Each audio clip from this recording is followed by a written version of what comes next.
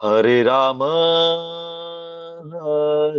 રામ રામ રામ હરે હરે હરે કૃષ્ણ. હરે હરે કૃષ્ણ કૃષ્ણ પ્રભુજી દંડવત પ્રભુજી દંડવત પ્રણામ. પ્રણામ. હરે પ્રણામ. કૃષ્ણ દંડવત પ્રણામ. ખૂબ હરે ખૂબ કૃષ્ણ પ્રભુજી. હૃદયપૂર્વક નું સ્વાગત છે આપ સૌનું ઇસ્કોન બેંગલુરુ શ્રી શ્રી રાધા ગોવિંદ મંદિર કુલાઈ તરફથી ચાલતા લેવલ 2 ભક્તિ, level 2 Bhagavad Gita advance course ની અંદર વેલકમ. તો અધ્યાય 7 ની આપણે ચર્ચા કરી રહ્યા છીએ અને 50% અધ્યાય આપણે કવર કર્યો છે. આજે જ અધ્યાયમાં આપણે ફરીથી આગળ વધીશું. ખૂબ મહત્વનો વિભાગ ગઈકાલથી તમારા લેવલ 2 માં શરૂ થયો છે, જેને ભક્તિ યોગ તરીકે ઓળખવામાં આવે છે. તમને બધાને ખ્યાલ છે. અને અત્યાર સુધી આપણે કર્મયોગની ચર્ચા કરી છે, 1 થી લઈને 6 ચેપ્ટર. આજ તો 1 થી લઈને 5 ચેપ્ટર, છઠ્ઠું ચેપ્ટર ધ્યાન યોગ, અષ્ટાંગ યોગ, હઠ યોગ ને રિલેટેડ ચેપ્ટર. તો ઓલમોસ્ટ ઘણા બધા કન્સેપ્ટ અત્યાર સુધી આપણે ક્લિયર થઈ ચુક્યા છે. પછી જ આપણને ભક્તિ યોગમાં પ્રવેશ પ્રાપ્ત થતો હોય છે.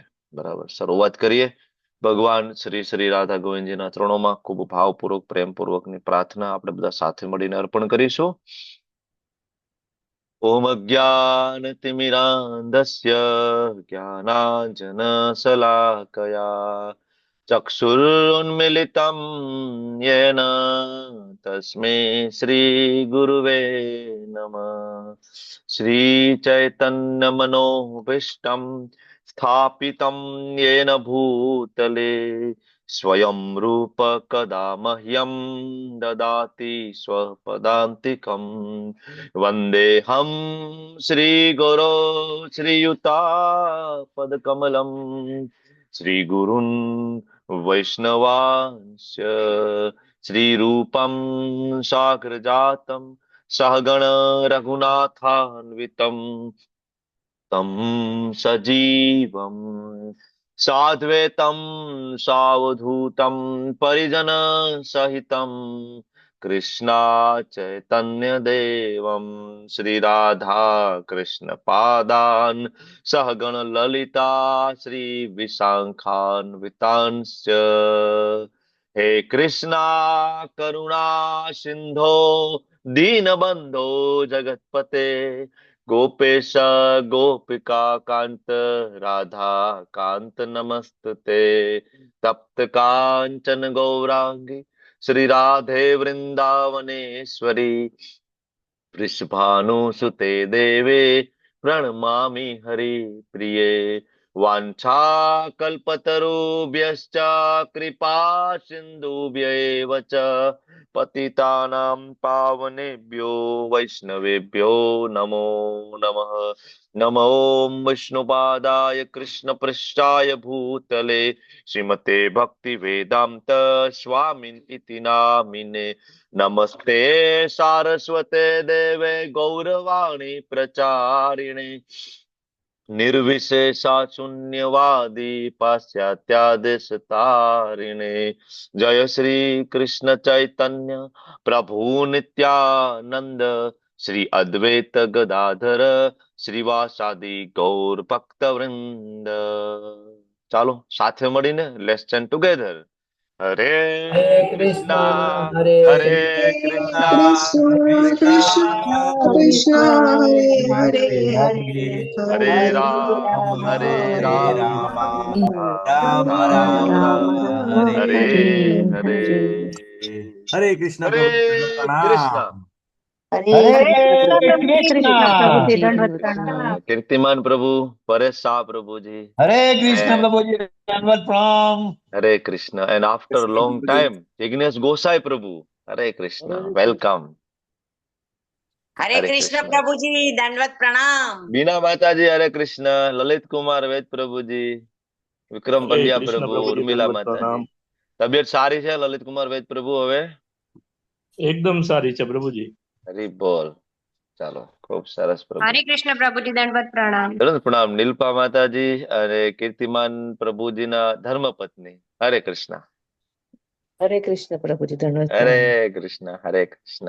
હરે પ્રિયા માતાજી નૈના નડિયાદરા માતાજી તેજલ માતાજી શશી માતાજી, હરે કૃષ્ણ. બધાનું ખૂબ ખૂબ હૃદયપૂર્વકનું સ્વાગત છે. હિરલ માતાજી, વેલકમ. હરે તો કૃષ્ણ યસ, પ્રભુજી, જેના દંડવત વિડીયો ઓફ પ્રણામ. છે બધાનું પણ ખૂબ ખૂબ હૃદયપૂર્વકનું સ્વાગત છે. દીપ્તિ માતાજી, દીપ્તિ પટ માતાજી, એન્ડ વિક્રમી કૃષ્ણ પ્રભુ, એન્ડ યસ ગીતા પ્રિયા વ્રજરાની માતાજી, ખુશ્બુ માતાજી, જ્યોતિ માતાજી, જુહી માતાજી, એન્ડ જોશી નિશા માતાજી, જિજ્ઞાસા માતાજી, જલ્પા જોશી માતાજી, હેતલ જોશી માતાજી, હરે કૃષ્ણ. સ્વાગત છે આપ સૌનું. વ્રજરાની વિનીતા માતાજી, સ્વીટી માતાજી, એન્ડ શરણાંગી માતાજી, સ્વભક્તિ માતાજી, શીતલ માતાજી, વેલકમ. સ્વાગત છે આપ સૌનું. હરે તો કૃષ્ણ પ્રભુજી, સાદર પ્રણામ. ધનુષ હરે પ્રણામ, હરે કૃષ્ણ. હરે કૃષ્ણ. રિદ્ધિ માતાજી, હરે કૃષ્ણ. હરે કૃષ્ણ પ્રભુજી. કૃષ્ણ પ્રભુ વેલકમ. દંડવત પ્રણામ. ધનુષ પ્રણામ, કૃષ્ણ કૃપાલય પ્રભુ, હરે કૃષ્ણ. જુહી માતાજી, હરે કૃષ્ણ, વેલકમ. તો લાસ્ટ ગઈકાલે આપણે 1 થી 6 અધ્યાયનું આપણે શોર્ટ રિકેપ આપણે લઈ લીધું છે. તો ફરીથી એ રિવિઝનમાં નહીં જતા, ગઈકાલે આપણે જે શું શીખ્યા છીએ એના ઉપર તમે 5 મિનિટ ચર્ચા કરી શકો છો 7મા અધ્યાયમાં. તો એનું રિવિઝન તમારી પાસે હું પૂછી રહ્યો છું કે ભાઈ ગઈકાલે શું ભણ્યા, કોઈ કહેશે? તમને યાદ છે? શ્લોક બાય શ્લોક જઈએ તો લગભગ 11 શ્લોક આપણે કવર કર્યા છે, પણ તમારે સારાંશમાં કહેવાનું છે ભાઈ શું કાલે ભણ્યા છીએ ઓવરઓલ. જુહી માતાજી, તમે કયો, ચાલો શું ભણ્યા કાલે આપણે? હરે કૃષ્ણ પ્રભુજી. યસ પ્રભુજી, કાલે માતાજી. આપણે ભગવત જ્ઞાન વિશે આપણે અધ્યાય સ્ટાર્ટ કર્યો હતો. એમાં યસ. પહેલા તો ભગવાને એવું કીધું હતું કે મારામાં જ અપરાશક્તિ પણ છે અને પરાશક્તિ પણ છે. અપરાશક્તિ એટલે 8 શરીર, આપણું જે શરીર બનેલું છે, પંચમહાભૂતો અને મન, બુદ્ધિ અને મિથ્યા અહંકાર. અને પરાશક્તિ કે જે જીવ એટલે કે આત્મા, એ પણ મારી અંદરની જ છે. એના પછી ભગવાને એમ કીધું હતું કે હું જ પાલન કરતા છું, હું પરમ પુરુષ છું. અને એમના છે ને પછી થોડીક એમણે છે ને એમની ઝાંખી બતાવી હતી કે પાણીનો સ્વાદ હું છું, સૂર્ય અને ચંદ્રનો પ્રકાશ છું, આકાશમાં ધ્વનિ છું, મનુષ્યમાં સામર્થ્ય છું, પૃથ્વી ઉપર સુગંધ છું, સમસ્ત જીવોનું જીવન પણ હું જ છું, તપસ્વીઓનું તપ છું, બુદ્ધિમાનોની બુદ્ધિ છું, વગેરે વગેરે. એટલે એ પ્રમાણે ભગવાને કીધું હતું. અને ભગવાને કીધું હતું આ બધા ગુણોની, અને ભગવાન ઉપર આ કોઈ પણ ગુણો જે છે, આપણા જે 3 ગુણો છે કે રજોગુણ, સત્વગુણ અને તમસ ગુણ, એનું કોઈ એના પરથી પણ ઈ પરે છે એમ. હરે Krishna. Thank you, thank you. Anybody else? હરે કૃષ્ણ પ્રભુજી. યસ. હા, હા, જોઈ માતાજી, બોલો. ખાલી ખાલી એક વાત કે જે ભાગવતમમાં જેમ છે ને, વિદુર અને મૈત્રનો જે સંવાદ ચાલે છે ને, વિદુરજી હા, અને મૈત્રનો, હાજી, તો હાજી. એની અંદર જયારે ઉદ્ધવજી એવું કીધું તું ને કે ભગવાને તમને યાદ કર્યા હતા, તો હા. એ વખતે જે ફિલિંગ એમને આવી હશે ને, એ અત્યારે જેમ તમે મારું નામ લીધું ને ત્યારે મને એવું થયું કે હા ચલો આ રીતે યાદ કરે. એટલે હું સમજી ગઈ કે એમને ભગવાને જયારે તમે એક ડિવોટી છો તો તમે મને યાદ કર્યું, તો કેવું અંદર આમ થયું કે હા આટલા બધામાં મને યાદ રાખ્યું એમ. તો એ રીતે એમને કેટલું એવું ફીલ થયું હશે એમ. હરે આમ કૃષ્ણ. તો કઈ કમ્પેરિઝન જેવું છે નહીં, કારણ કે કમ્પેરિઝન નથી, પણ એક જે ફિલિંગ છે. મહાભાગવતોની ચર્ચા છે, અને આ મારા હમ. જેવા પતિત લોકો, ઠીક છે, ના તમારા બધાના આશીર્વાદથી પણ અને કૃપાથી કંઈક બોલી શકીએ. થેન્ક યુ માતાજી, હા. Thank you for sharing. Okay, હરે કૃષ્ણ. ચાલો, એનીબડી એલ્સ, કોઈને ભાઈ એડ કરવું છે ગઈકાલે, કે હું આગળ વધું, કે પછી મારી પાસેથી સારું છે તમારે રિવિઝન પણ? પ્રભુજી, નવદા ભક્તિની પણ ચર્ચા થઈ હતી, શ્રવણમ ઓકે, કીર્તનમ. ઓકે. Yes, thank you. ખુશી માતાજી, થોડું એડ કરો, ચાલો, જેવું આવડે એવું. ખુશી માતાજી, બોલો. કાલે તમે સમજાવ્યું હતું કે આપણે નામ જપનો મહિમા સમજાવ્યું હતું, નવધા ભક્તિની મહિમા યસ, સમજાવી હતી, અને યસ, પ્રભુ માર્ગમાં જવાને પુષ્ટિ માર્ગ કહેવાય એ પણ તમે સમજાવ્યું હતું. યસ. ઓકે, હા, બસ એવું આવડે એવું બોલો. ખાલી સાંભળો નહીં, થોડું થોડું રિવિઝન કરો અને થોડો ભાગ લો એક્ટિવલી. તો મને પણ આનંદ થશે કે ભાઈ તમને થોડું થોડું યાદ રહે છે ને તમે થોડું સમજવાની કોશિશ કરો છો. જો કે તમને બધાને આવડે છે, મને ખબર છે, કારણ કે ઓલમોસ્ટ તો આમાં રિપીટર પાર્ટિસિપેન્ટ છે, ઓલમોસ્ટ ભક્તિ શાસ્ત્રીના સ્ટુડન્ટ છો તમે બધા. તો છતાં પણ તમે બોલશો તો મને આનંદ થશે થોડું. સ્વીટી માતાજી, તમારે કઈ એડ કરવું છે ગઈકાલ વિશે? સ્વીટી માતાજી, નો? ચાલો, હું આગળ વધું છું. તો અધ્યાય 7મો પરમેશ્વરનું જ્ઞાન ખૂબ ઇન્ટરેસ્ટિંગ ચેપ્ટર છે અને ઘણું બધું જાણવા મળે છે. આ 7મો અધ્યાય અને 9મો અધ્યાય તમે પેરેલલ વાંચશો ને એક સાથે અને શ્લોકનું વર્ગીકરણ જોશો ને તો બેમાં સેમ બરાબર ત્યાં આવશે વર્ગીકરણ. જે અહીંયા જે બરાબર જે સિક્વન્સમાં ચાલી રહ્યો છે જ્ઞાનનો પ્રવાહ, સેમ સિક્વન્સમાં ત્યાં ચાલશે 9મા અધ્યાયમાં. ઓકે, તો 7મો અધ્યાય જ્ઞાન વિજ્ઞાન યોગ અથવા તો પરમેશ્વરનું જ્ઞાન. 6ઠ્ઠો અધ્યાય આપણે પૂર્ણ કર્યો અને 6ઠ્ઠા અધ્યાયનું 7મા અધ્યાયનું કનેક્શન શું છે? તો કે ભાઈ 6ઠ્ઠા અધ્યાયના અંતે ભગવાન એમ કીધું કે અર્જુન, યોગિનામ અપી સર્વેષામ મદ્ગતેનંતરાત્મના શ્રદ્ધાવાન ભજતે યો મામ સમયુક્ત તમમત. ભાઈ સૌથી ઉચ્ચ કોટીનો યોગી કયો છે? તો કે ભાઈ મદ્ગતેનંતરાત્મના, જેના અંતરની અંદર, જેના આત્માની સતત મારું ચિંતન ચાલતું હોય. બરાબર, શ્રદ્ધાવાન ભજતે યો મામ, જે શ્રદ્ધાપૂર્વક મારું ભજન કરતો હોય. તો હવે એક તમારો કોન્સેપ્ટ ક્લિયર થઈ જવો જોઈએ. હું ફરીથી તમને યાદ દેવડાવી દઉં એક વખત કે 1 થી 6 અધ્યાયની અંદર, 1 થી 6 અધ્યાયની અંદર તમને ભગવાને કર્મયોગ વિશે સમજાવ્યું, જેમાં સકામ કર્મયોગ આવી ગયો, જેને દાન પુણ્ય બરાબર માનતા બાધા, બરાબર, જેની અંદર નિષ્કામ કર્મયોગ આવી ગયો, જેમાં સ્વાર્થ વગર દાન પુણ્ય વોટ એવર સારા કર્મ. તો સકામ કર્મ આવી ગયો, નિષ્કામ કર્મ આવી ગયો. એની અંદર જ્ઞાન યોગની ચર્ચા થઈ 11 થી લઈને 32 શ્લોક. બીજો અધ્યાય સાંખ્ય યોગની ચર્ચા થઈ. બરાબર, હું શરીર નથી, હું આત્મા છું, મતલબ જ્ઞાન યોગ આવી ગયો, સકામ કર્મ યોગ આવી ગયો, નિષ્કામ કર્મ યોગની ચર્ચા થઈ. સાથે સાથે એની અંદર 6ઠ્ઠા અધ્યાયની અંદર તમે જયારે આવશો તો એની અંદર ચર્ચા થઈ અષ્ટાંગ યોગ, યમ નિયમ આસન પ્રાણાયામ પ્રત્યાહાર ધારણા ધ્યાન સમાધિ. એમાં શ્વાસ ઉચ્છ્વાસ બ્રીધિંગ પ્રોસેસ ને કેવી રીતના બેલેન્સ કરવી, તો પાતંજલિ યોગ એની અંદર આવી ગયો. બરાબર, એની અંદર એકાંત સ્થળે જતું રહેવું ઘર બાર છોડીને, એની અંદર હઠ યોગ આવી ગયો. 6ઠ્ઠો અધ્યાયની અંદર હઠ યોગ પણ આવી ગયો અને મેડિટેશન ધ્યાન યોગ પણ આવી ગયો. તો આટલા બધા યોગ આપણે ભણ્યા ઓલમોસ્ટ. તમે ભક્તિ શાસ્ત્રીમાં આવશો તો હજી આપણે થોડું ડિટેલિંગમાં જઈશું. બરાબર, તો આટલા બધા યોગના અંતે ભગવાન ખરેખર કોને યોગી ગણે છે?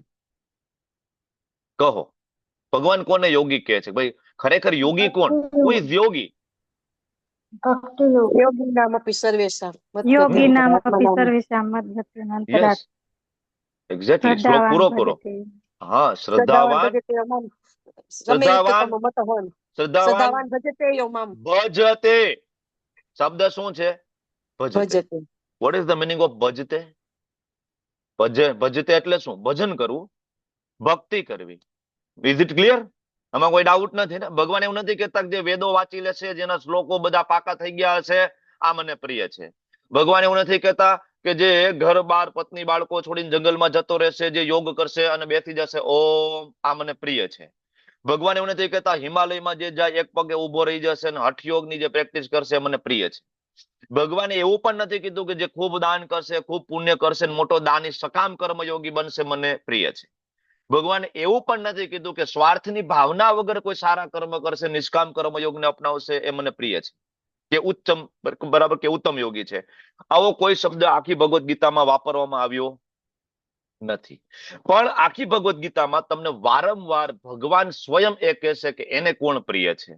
હજી તો અહીંયા એક વખત કીધું છે 12મા અધ્યાયની અંદર 8 થી લઈને 20 શ્લોકમાં ભગવાન આ ચર્ચા, 12 થી લઈને 20 શ્લોક સુધી આ ચર્ચા ચાલશે કે ભગવાનને કેવો ભક્ત પ્રિય છે. વારંવાર ચર્ચા થશે આ બાબતની. તો હવે એક કન્સેપ્ટ આપણો ક્લિયર થઈ જવો જોઈએ 6 અધ્યાય પૂરા કર્યા પછી કે યોગી એટલે ભક્તિ યોગી. ખરેખર યોગી એટલે ભક્તિ યોગી. યોગી એટલે અહીંયા વાત થાય છે સડગોસ્વામીની. યોગી એટલે અહીંયા વાત થાય છે આચાર્ય પરંપરાની. યોગી એટલે અહીંયા વાત થાય છે ભગવાનના મહાન ભક્તો, શુદ્ધ ભક્તોની. અહીંયા વાત થાય છે નરસિંહ મહેતાની. અહીંયા વાત થાય છે સંત તુકારામની. બરાબર, અહીંયા કોઈ વેદાંતી કે કોઈ હિમાલયમાં જઈને યોગ સિદ્ધિ પ્રાપ્ત કરીને કોઈ સિદ્ધિ પ્રાપ્ત કરનારા સિદ્ધિ, એની કોઈ ચર્ચા ભગવદ્ ગીતાની અંદર છે નહીં. Concept clear? બરાબર. તો ભગવાને કીધું કે અર્જુન ભજતે, શ્રદ્ધાપૂર્વક ભજતે. અચ્છા, ભગવાન તો શ્રદ્ધા તમારામાં વધે એના માટે તમારું જ્ઞાનની જરૂર પડશે. બરાબર, તમને શ્રદ્ધા ક્યારે વધશે? બરાબર, તમે કોનું ચિંતન કરી શકશો? આપણે ગઈકાલે વાત થઈ હતી ને, ચિંતન એનું થઈ શકે કે જેના વિશે તમે જાણતા હોય. આપણું નાનું બાળક, આપણે કાલે એક્ઝામ્પલ લીધું હતું કે ભાઈ પહેલી વાર ટૂરમાં ગયું, આખો દિવસ માં ચિંતન કરે એનું. બરાબર ને? બીજું એક્ઝામ્પલ આપું. નવી નવી સગાઈ થઈ હોય, બરાબર, તો છોકરો છોકરી આખો દિવસ એકાબીજાનું ચિંતન કરે. શું કરતી હશે? જમી લીધું હશે? શું કરતી હશે? અથવા કોઈ લોકેશન ઉપર જાય તો તરત યાદ આવે, હા લાસ્ટ ટાઈમ અમે બંને આવ્યા હતા તો આ જગ્યાએ અમે ફરવા આવ્યા હતા, અમે બંને આ હોટલમાં જમ્યા હતા. દેટ ઇઝ ચિંતન. દરેક જગ્યાએ યાદ આવે. પણ ક્યારે યાદ આવે? જ્યારે તમે એને ઓળખો છો, જ્યારે તમે એને જાણો છો.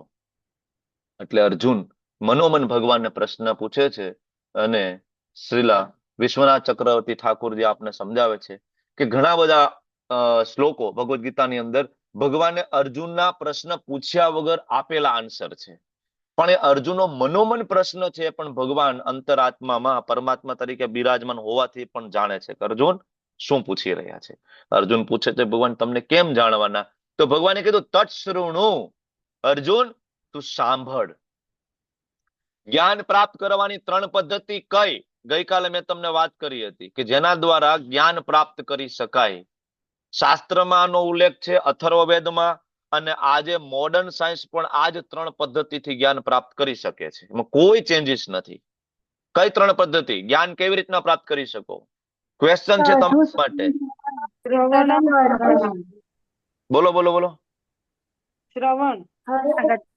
નહીં નહીં નહીં નહીં નહીં. પ્રમાણની વાત કરો છો ને પ્રભુજી? પ્રત્યક્ષ અનુભવ અને પ્રત્યક્ષ અનુભવ અને પ્રત્યક્ષ શ્રુતિ. બરાબર છે. અનુમાન. અનુમાન. પ્રત્યક્ષ પ્રત્યક્ષ અનુમાન. અનુમાન અને આપસોપદેશ. આપતોપદેશ. આપતો અથવા શબ્દ પ્રમાણ. આપતોપદેશનું બીજું નામ શબ્દ પ્રમાણ પણ છે. તો 3 પ્રમાણ જે છે જેના દ્વારા આપણે જ્ઞાન પરસીવ કરી શકીએ, પ્રાપ્ત કરી શકીએ છીએ. એક તો ડાયરેક્ટ જોઈને જ્ઞાન પ્રાપ્ત કરી શકાય, એક હાઇપોથિસિસ મૂકીને જ્ઞાન પ્રાપ્ત કરી શકાય. ધારો કે કોઈ દવા બનતી હોય તો વૈજ્ઞાનિક એક હાઇપોથિસિસ મૂકે, એક અનુમાન મૂકે કે આ દવા કદાચ આ બીમારીમાં કારગત નીવડશે. બરાબર. પછી એના ઉંદરડા ઉપર પ્રયોગ કરવામાં આવે, રેટ ઉપર, બરાબર, નાના સસલા ઉપર. અને એ અનુમાન સાચું પણ પડી શકે અને અનુમાન ખોટું પણ પડી શકે. કેટલા ઉંદેડા મરી જાય, કેટલા ઇવન માણસો પર મરી જાય. પછી સાયન્સ બરાબર વિજ્ઞાનને ખબર પડે કે ભાઈ આ દવા તો નથી કામ કરતી, નુકસાન વધારે કરે છે. તો ધેટ ઇઝ હાઇપોથિસિસ, અનુમાન. એમાં ખામી છે. તો પ્રત્યક્ષ જોવામાં ખામી છે કે નથી? એક્ઝામ્પલ આપણે ગઈકાલે જોયું હતું ને, આપણને ઉપરનું બ્લેક કલરનું દેખાય છે, નીચે ગ્રે કલરનું દેખાય છે ક્યુબ, પણ ખરેખર વચ્ચે આંગળી મૂકો નીચે, ખરેખર આંગળી વચ્ચે મૂકો તો બ્લેક બરાબર બંનેનો કલર સેમ છે, બે ડિફરન્ટ નથી, જુદા જુદા નથી. Is it clear? તો પ્રત્યક્ષ છે એમાં ખામી છે. અનુમાન તો ઓલરેડી હાઇપોથિસિસ જ છે, ઇટ્સ લાઈક એ સ્પેક્યુલેશન, કલ્પના, તો એમાં તો ખામી છે. પણ ત્રીજું પ્રમાણ જે છે આપતોપદેશ, જેને શબ્દ પ્રમાણ ઓળખવામાં આવે, જેને વેદ ઓળખવામાં આવે, વેદ તરીકે, એ આજ સુધી ક્યારે ખોટું પડ્યું નથી. નેવર. આપણે એક સામાન્ય હરડેનું એક્ઝામ્પલ લઈને આપણે કાલે ચર્ચા કરતા હતા, બરાબર. સુશ્રુત આચાર્ય અથર્વવેદની અંદર હાડકાની જે સંખ્યા લખી છે, બરાબર, આજે મોડર્ન સાયન્સ એ જ હાડકાની સંખ્યા બતાવી રહ્યું છે, સેમ, બરાબર. અથર્વવેદની અંદર, આયુર્વેદની અંદર જે હાડકાની સંખ્યા લખી છે, સેમ સંખ્યા આજે મોડર્ન સાયન્સ બતાવે છે. એમાં કોઈ ફેર નથી, બરાબર. નાસા છે એ અઢળક રિસર્ચ કરી અને પછી એ કહી શકે કે આ દિવસે ને આ તારીખે ગ્રહણ લાગુ પડશે, બરાબર. પણ તમે ભારત દેશની અંદર આવીને 15 રૂપિયાનું પંચાંગ ખરીદી લો અને 15 રૂપિયાના પંચાંગની અંદર જોઈ લો ક્યારે ક્યારે ગ્રહણ છે, એની અંદર લખેલું છે, બરાબર, કે આ તારીખ, આ મહિનો, આ વાર, આ તિથિ, આ સમય, અહીંથી આટલો સમય અને ગ્રહણ લાગુ પડશે, બરાબર. તો આ શાસ્ત્ર છે જે ઓલરેડી રિસર્ચડ છે, ઓલરેડી એની અંદર રિસર્ચ થઈ ચૂક્યું છે. આપણે એની એક્સેપ્ટ કરવાનું છે. એને રિસર્ચની જરૂર નથી.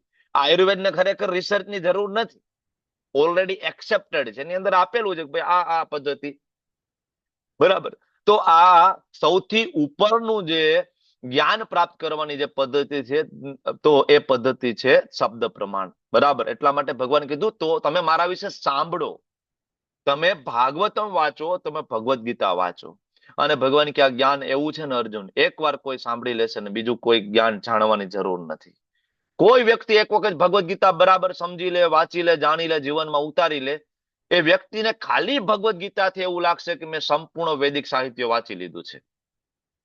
એમાં શ્રીલ પ્રભુપાદ દ્વારા જે ભગવદ્ ગીતાના ભાષ્ય લખવામાં આવ્યા છે, કોઈ વ્યક્તિ એ શ્લોક, શબ્દાર્થ, અનુવાદ અને ભાષ્ય આ 4 વસ્તુ વાંચે એક એક શ્લોકની અંદર, બરાબર, એવી રીતના આખી ભગવદ્ ગીતા વાંચે 1 વાર, 2 વાર, 3 વાર, હું તમને ગેરંટી આપું, કોઈ શ્રીલ પ્રભુપાદજીની ભગવદ્ ગીતા 10 વખત વાંચી લે અને એમાં આપેલા આદેશોને જીવનમાં ઉતારી લે તો એને ભગવત ધામ જતા કોઈ રોકી નથી શકતી, આ જગતની કોઈ શક્તિ. બરાબર, જસ્ટ અ મિનિટ. ઓકે, તો તત્સૃણુ એટલે ભગવાને કીધું સાંભળો. બરાબર, તો સહેલું નથી. મેં ગઈકાલે વાત કરી હતી, તત્સૃણુ એટલે સાંભળવું, પણ સાંભળવું પણ સહેલું નથી. બરાબર, હજારો લોકો માંથી કોઈક સિદ્ધિ પ્રાપ્ત કરવા માટે એમાંથી તમારા જેવો કોઈક વિરલાઓ એકાદ આવે કે નહીં ભાઈ, અમારે તો કૃષ્ણ વિશે જાણવું છે તત્વતઃ. ઈઝી નથી, બધા નથી કરી શકતા ને. કેટલી અત્યારે સંખ્યા કેટલી છે ભાઈ? 61 લોકો છે. વસ્તી કેટલી છે? કરોડોમાં. ગુજરાતીઓની લાખોમાં, કરોડોમાં નહીં. ક્યાં છે એટલા બધા લોકો? ક્યાં છે? નહીં. શું કામ? બધાને સુકૃતિ નથી. ભગવાન પોતાની શક્તિ, પંચમહાભૂત, મન, બુદ્ધિ, અહંકાર, અપરાશક્તિની વાત કરી. આ શ્લોકની અંદર બહુ ડીપ છે. એકચ્યુઅલી આ શ્લોક બહુ ગહન છે. શું કામ આપણે પિતૃ તર્પણ કરીએ છીએ? શું કામ શ્રાદ્ધ નાખવું જોઈએ? બરાબર, શું કામ આપણે પીપળે પાણી રેડવા જઈએ છીએ? બરાબર, જે કર્મકાંડ વાળો જે ભાગ વેદની અંદર આપ્યો છે ને, એ આખો ભાગ આ શ્લોક ઉપર ઉભો છે.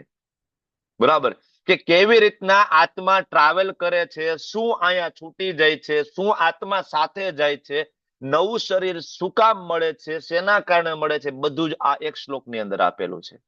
આ એક શ્લોક ઉપર ચર્ચા કરવા બેસીએ તો કદાચ આખું સેશન બરાબર નો સમય ઓછો પડે. આ એક શ્લોક ઉપર એટલી ચર્ચા કરી શકાય. તમે ભક્તિ શાસ્ત્રીમાં આવશો ત્યારે વધારે ડિટેલમાં આપણે જરૂરથી ત્યાં જઈશું. તો આ થઈ ગયું ભગવાનની અપરા શક્તિ, નીચા લેવલની શક્તિ. પણ ભગવાન કહે છે અર્જુન, આનાથી ઉપર પણ એક મારી શક્તિ છે.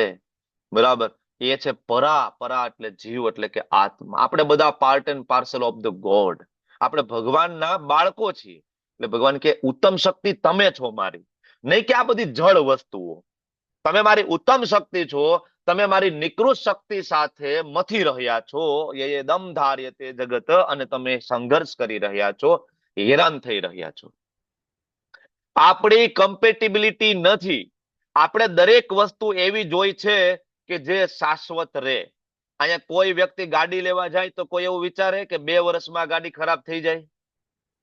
કોઈ વ્યક્તિ આ મકાન બનાવતો હોય, બાપુ, બરાબર, મકાન બનાવીએ તો શું વિચારીએ કે આ મકાન શાશ્વત ટકી રહેવું જોઈએ. બરાબર, કોઈ વ્યક્તિ નવા રિલેશનશિપ ડેવલપ કરે, સગાઈ થાય, લગ્ન થાય, શું વિચારે? મારો સંબંધ જન્મનો સંબંધ રહેવો જોઈએ, શાશ્વત રિલેશનશિપ જોઈએ છે. બરાબર, શું કામ? કારણ કે આપણે એવી જગ્યાએથી આવ્યા છીએ કે જ્યાં બધું શાશ્વત હતું. ભગવાનના ધામમાં સત, ચિત્ત અને આનંદ. આપણે બધું જ જ્ઞાન પ્રાપ્ત કરવા માંગીએ છીએ, નોલેજેબલ થવા માંગીએ છીએ, છે ને? બરાબર, અને આપણે આનંદની શોધમાં છીએ સવારથી લઈને રાત સુધી. આનંદ મળતો નથી. આપણે શું કામ આ બધું કરી રહ્યા છીએ? સત, ચિત્ત, આનંદ. કારણ કે આપણે એવી જગ્યાએથી આવ્યા છીએ જ્યાં બધું હતું. બરાબર, અને આપણે એને શોધીએ છીએ અહીંયા. તો અહીંયા મળતું નથી એટલે આપણે દુઃખી થઈએ છીએ. મતલબ આપણે આ શ્રી પ્રભુપાદજી સમજાવે છે કે આપણી એકચ્યુઅલી અહીંયા કમ્પેટિબિલિટી નથી. જે કમ્પેટિબિલિટી ન હોય, બરાબર, તો ધારો કે કોઈ એપ્લિકેશન તમારા મોબાઈલ સાથે કમ્પેટિબલ ન હોય અને પરાયણે તમે ડાઉનલોડ કરો તો શું થાય? મોબાઈલમાં વાયરસ આવી જાય, બીજી એપ્લિકેશન તમારી ખરાબ થઈ જાય અને છેલ્લે મોબાઈલ બગડી જાય. એમ આપણી આ ભૌતિક જગત સાથે કમ્પેટિબિલિટી નથી, છતાં આપણે ડાઉનલોડ કરીએ છીએ કે મને અહીંથી આનંદ મળી જશે, મને અહીંથી આનંદ મળી જશે, મને અહીંથી આનંદ મળી જશે. પછી શું થાય? વાયરસ આવી જાય છે અંદર. શેના વાયરસ? કામ, ક્રોધ, લોભ, મોહ, મદ, માત્સર્યનો વાયરસ આવે છે. વાયરસ આવવાના કારણે શું થાય છે અલ્ટિમેટલી? તો કે આખું આ ઇન્સ્ટ્રુમેન્ટ જ ખરાબ થઈ જાય છે. આ શરીર જ કામ વાસનાની અંદર ડૂબી અને આ શરીર જ કામ પૂરું અને ફરીથી નવી યોનિમાં. સમજ્યા તમે? તો આપણી કમ્પેટિબિલિટી નથી. ભગવાન કે તમે ખોટી જગ્યાએ પ્રયત્ન કરો છો. ભગવાન કે ચર કે અચર આ 2 શક્તિની અંદર જ છે, પરા અને અપરા. બરાબર, ભગવાન કે 2 શક્તિની અંદર. તો તમે કોણ છો ભગવાન? ત્યારે ભગવાન કહે છે કે હું મત પરતરમ ન અન્યત. મારા ઉપર કોઈ નથી, આઈ એમ ધ લોર્ડ, હું છું સુપ્રીમ લોર્ડ. કૃષ્ણ કહે છે મારા ઉપર કોઈ નથી. શિવજી નથી, બ્રહ્માજી નથી, ઇન્દ્ર નથી, દેવી દેવતાઓ નથી, નોબડી, કોઈ નથી. તો ભગવાન તમને યાદ કેવી રીતના કરવા? ત્યારે ભગવાન કહે છે પાણીમાં હું સ્વાદ છું. પાણી પીવો તો તમને યાદ આવવું જોઈએ મારા કૃષ્ણની શક્તિ છે, સૂર્ય ચંદ્રનો પ્રકાશ. આ બધી ચર્ચા આપણે ગઈકાલે કરી અને આપણે 11મા શ્લોક સુધી પહોંચીને 12મા શ્લોકમાં આવ્યા. તો ભગવાન કહે છે કે અર્જુન તું જાણી લે કે આગળ જે એક્ઝામ્પલ આપ્યા ને, ભગવાન કે તું જાણી લે ને, સર્વભાવ સત્વગુણ હોય, રજોગુણ હોય કે તમોગુણ હોય. તમને ખબર છે ઓલા આ બધા આપણે કલર બનાવીએ તો મુખ્યત્વે 3 કલરનું કોમ્બિનેશન હોય. કયા કયા 3 કલર હોય? એક બ્લુ હોય, એક રેડ હોય, એક યલો હોય, આવું ને? લાલ, પીળો ને વાદળી. લાલ, પીળો ને વાદળી એટલે એ જ થયું ને. આમ તો બ્લુ એટલે એ જ થયું ને, લાલ, પીળો ને વાદળી, એ જ ને? ઓકે, હા હા તો આ પ્રભુજી એ જ થયું. બરાબર ને? તો આ આપણા બેઝિક કલર છે 3. આનું કોમ્બિનેશન કરવાથી તમે લાખોની સંખ્યામાં કલર બનાવી શકો. બરાબર, તમારા ઘરમાં કલર કામ કરવાનું હોય ને, તમે ઓલા કલર વાળાની દુકાને જાવ ને, તો તમારો કલર ત્યાં રેડીમેડ ના હોય, તમારે એને ખાલી કોડ આપવાનો હોય. તમે કોડ આપો ને, તો કોડ આપો એટલે ઈ તમને ત્યાં આ જે મુખ્ય 3 કલરના મિક્સર કરીને જ બનાવીને આપે છે. એમ સત્વગુણ, રજોગુણ અને તમોગુણ, આખું જગત આનું કોમ્બિનેશન છે. તમે આ જે કંઈ પણ જોવો છો બધું એનું કોમ્બિનેશન છે. બરાબર, જળ હોય કે ચેતન હોય કે બધું, બરાબર, ક્યાંથી આવે છે? મુખ્યત્વે આ 3 ગુણોનું જ કોમ્બિનેશન છે. અને ભગવાન કે આ બધું મારી શક્તિ દ્વારા પ્રગટ થાય છે. કારણ કે મુખ્યત્વે આ જે 3 કલર છે, બરાબર, એ ભગવાનની અંદર છે. 3 કલર એટલે સત્વગુણ, રજોગુણ, તમોગુણની વાત કરું છું. એ ભગવાનની અંડરમાં કામ કરે છે. અને ભગવાનની અંડરમાં કામ કરે છે એટલે ભગવાન સ્વતંત્ર છે. આની અંદર બહુ મહત્વનો એક પ્રિન્સિપલ છુપાયેલો છે. ઘણા બધા એમ કહેતા હોય કે અરે ભાઈ ભગવાનને શ્રાપ લાગે, કરેલા કર્મના બદલા તો ભગવાનને દેવા પડે. તો આ શ્લોક બરાબર સમજી લો. ભગવાન સ્વતંત્ર છે અને ભૌતિક પ્રકૃતિના ગુણોને આધીન નથી. કારણ કે જેટલા પણ શ્રાપ, વરદાન, 84 લાખ યોની, ઉપરની યોની, નીચેની યોની, સ્વર્ગમાં જવું, નરકમાં જવું, આ બધું જ પ્રકૃતિના 3 ગુણ, જે ગુણો છે એની અંદર ચાલતી પ્રક્રિયા છે. પણ પ્રકૃતિના 3 ગુણો ભગવાનની ઉપર નથી, ભગવાન એની ઉપર છે. બરાબર, તમે જુઓ આ 3 માયાદેવી છે, આપણે નીચે છીએ અને ભગવાન સૌથી ઉપર છે. 3 શબ્દ બરાબર સમજી લો: ગુણાધીન, ગુણાતીત અને ગુણાધીશ. હું તમને પૂછું છું કે ગુણાધીન ની અંદર કોણ આવે? પેલું ગુણાધીન કોણ આવશે? જીવો. આપણે બધા. જે પ્રકૃતિના 3 ગુણોની નીચે છે, માયા દ્વારા બદ્ધ છે, સત્વગુણ, રજોગુણ, તમોગુણમાં બદ્ધ છે, એ બધા ક્યાં આવશે? ગુણાધીન. બીજું ગુણાતીત ની વ્યાખ્યા સમજાવો. ગુણાતીતમાં કોણ આવશે? ભક્તો અને ભગવાન પોતે. ભગવાન પોતે અને ભગવાનના શુદ્ધ ભક્તો, બરાબર, ઇવન શિવજી, બરાબર, આ બધા ક્યાં આવશે? ગુણાતીત અવસ્થામાં આવશે. ગુણાતીત. પ્રકૃતિના 3 ગુણોથી ઉપર ઉઠી ચૂક્યા છે. એને પણ પ્રકૃતિના 3 ગુણો હેરાન કરી શકતા નથી. ઇવન એને પણ બરાબર, એને પણ સામાન્ય જીવોના શ્રાપ, વરદાન સાથે કઈ ખાસ લેવા દેવા હોતું નથી. ઓકે, હવે ત્રીજું મને સમજાવો, ગુણાધીશ ની વ્યાખ્યા. કોણ છે ગુણાધીશ? કોણ છે? ભગવાન શ્રી કૃષ્ણ પોતે. બીજું કોઈ એના સિવાય? ના, કોઈ નહીં મળે.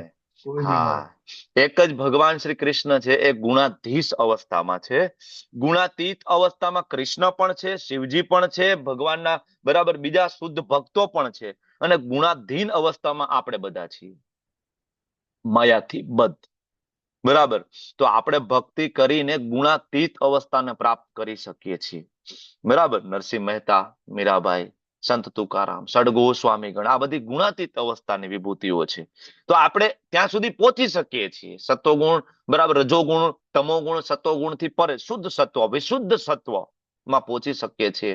બરાબર, પણ ભગવાન આની ઉપર છે. ભગવાન એના સ્વામી છે. ત્રિગુણી માયા છે એ ભગવાનને આધીન છે. શ્રી પ્રભુપાદજી સરસ એક્ઝામ્પલ આપે છે કે રાજ્યના કાયદા છે એ રાજાને બાધ્ય હોતા નથી. બરાબર. સાદું ઉદાહરણ, આપણા ભારત દેશના પ્રેસિડેન્ટની કારની અંદર આપણા જેવી નંબર પ્લેટ હોતી નથી. ભારત દેશના પ્રેસિડેન્ટની ગાડી જ્યારે રોડ ઉપર નીકળતી હોય તો 4 રસ્તા ઉપર પોલીસ વાળો એને રોકી શકતો નથી. ઘણા બધા કાયદાઓ આવા છે જે પ્રેસિડેન્ટને, ઇવન ભારત દેશની અંદર પણ આપણા જનરલ લોકોના કાયદા પ્રેસિડેન્ટ લાગુ પડતા નથી. તો આ તો એક સામાન્ય દેશનો પ્રેસિડેન્ટ હોય, તો આ તો અનંત કોટી બ્રહ્માંડના સ્વામી સ્વયં કૃષ્ણ, જેને કોઈ કાયદાઓ લાગુ પડતા નથી, એટલે ભગવાનને અભિષ્ટ અને સ્વરાટ કહેવામાં આવે છે. અસમર્ધ્વ એમ પણ કહેવામાં, અસમ ઉર્ધ્વ, એનાથી ઉપર કોઈ નથી, બધાથી ઉપર કૃષ્ણ.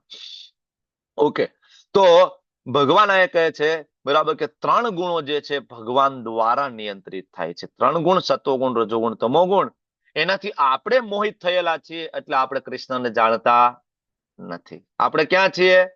સત્વગુણ, રજોગુણ અને તમોગુણમાં ડૂબેલા છીએ. તો આપણા અને ભગવાનની વચ્ચે કેટલા પડદા છે? કેટલા પડદા આપણે પાર કરવાના છે ભગવાનને પ્રાપ્ત કરવા માટે? 3 પડદા. કેટલા? 3 કે 4? 4. કયા કયા 4? પેલો પડદો કયો આપણે પાર કરવો પડશે? તમોગુણ. તમોગુણ. તમોગુણ થી ઉપર ઉઠીને ક્યાં જવું? રજોગુણ નો પડદો. રજોગુણ પછી કયો પડદો પાર કરવો પડશે? સત્વગુણ, વિશુદ્ધ સત્વ. અને વિશુદ્ધ સત્વ પછી કયો પડદો? યોગ માયા. યોગ માયા. બરાબર. તો આપણા અને ભગવાનની વચ્ચે 4 પડદા છે. 3 પડદા છે, બરાબર, એ આપણા પ્રયત્નથી, આપણી સાધના અને એમાં આચાર્ય ગુરુની કૃપા અને ભગવાનની અહેતુકી કૃપાથી ખુલે છે. પણ એક જે પડદો યોગ માયાને માત્ર ને માત્ર ભગવાનની કૃપાથી ખુલે છે. બરાબર. એ ભગવાને એ પડદો પોતાની પાસે રિઝર્વડ રાખેલો છે. તો નિરાકારવાદીઓ ઘણી વખત, બરાબર, તપ કરીને, જપ કરીને એ લોકો 3 પડદાને હટાવી શકે છે. સત્વગુણ, તમોગુણ, રજોગુણ અને સત્વગુણ. ત્યાં સુધી, સત્વગુણ સુધી એ કદાચ પહોંચી શકે છે. બરાબર. ત્યાં પહોંચીને પણ ભગવાનના દર્શન થતા નથી, માત્ર ભગવાનનું તેજના દર્શન થાય છે. બરાબર. ભગવાનનું જે શરીરમાંથી નીકળતું તેજ, નિરાકાર બ્રહ્મ, એના દર્શન થાય છે. એટલે લોકો ત્યાં જઈને, ભાઈ, નિરાકાર નિરાકાર નિરાકાર, પ્રકાશ પ્રકાશ પ્રકાશ. ભાઈઓ, અદ્વૈત, ભગવાન જેવું કાંઈ નથી. મેં હિમાલયમાં 12 વર્ષ તપશ્ચર્યા કરી છે. બરાબર. સાધનામાં ગયા પછી, ધ્યાનમાં ગયા પછી મને ખાલી પ્રકાશ દેખાણો છે. ભાઈઓ, ભગવાનનું કોઈ સ્વરૂપ નથી. નિરાકાર, અદ્વૈત, બધું એક આપણી અંદર જ છે. આત્મા ને પરમાત્મા એક, આત્મા ને પ્રકૃતિ એક, આત્મા ને આત્મા એક, એક એક એક. પણ ભાઈ, એક પડદો રહી ગયો. કયો પડદો રહી ગયો? યોગ માયા. યોગ માયાનો પડદો ભગવાન પોતે ખોલે છે. અને એ માત્ર કોના માટે ખોલે છે? ભક્તો અસીમે સખા ચેતી રહસ્યમ એતદ ઉત્તમમ. ઉત્તમ જે રહસ્ય છે એ માત્ર ભગવાન કે હું મારા ભક્તો અને મારા સખા માટે ખોલું છું. બધા માટે નથી. Not for everybody. બધા માટે નથી. બરાબર. એટલા માટે આ પડદો ભગવાને રિઝર્વ રાખ્યો છે. તો આ પડદો જે છે, બરાબર, ભગવાનની માયામાંથી બહાર નીકળવું હોય તો પણ ભગવાનની કૃપાની જરૂર પડશે. દેવી યશામ ગુણમયી મમ માયા દુરતયા મામેવ યે પ્રપદ્યંતે માયા મેતામ તરંતિ તે.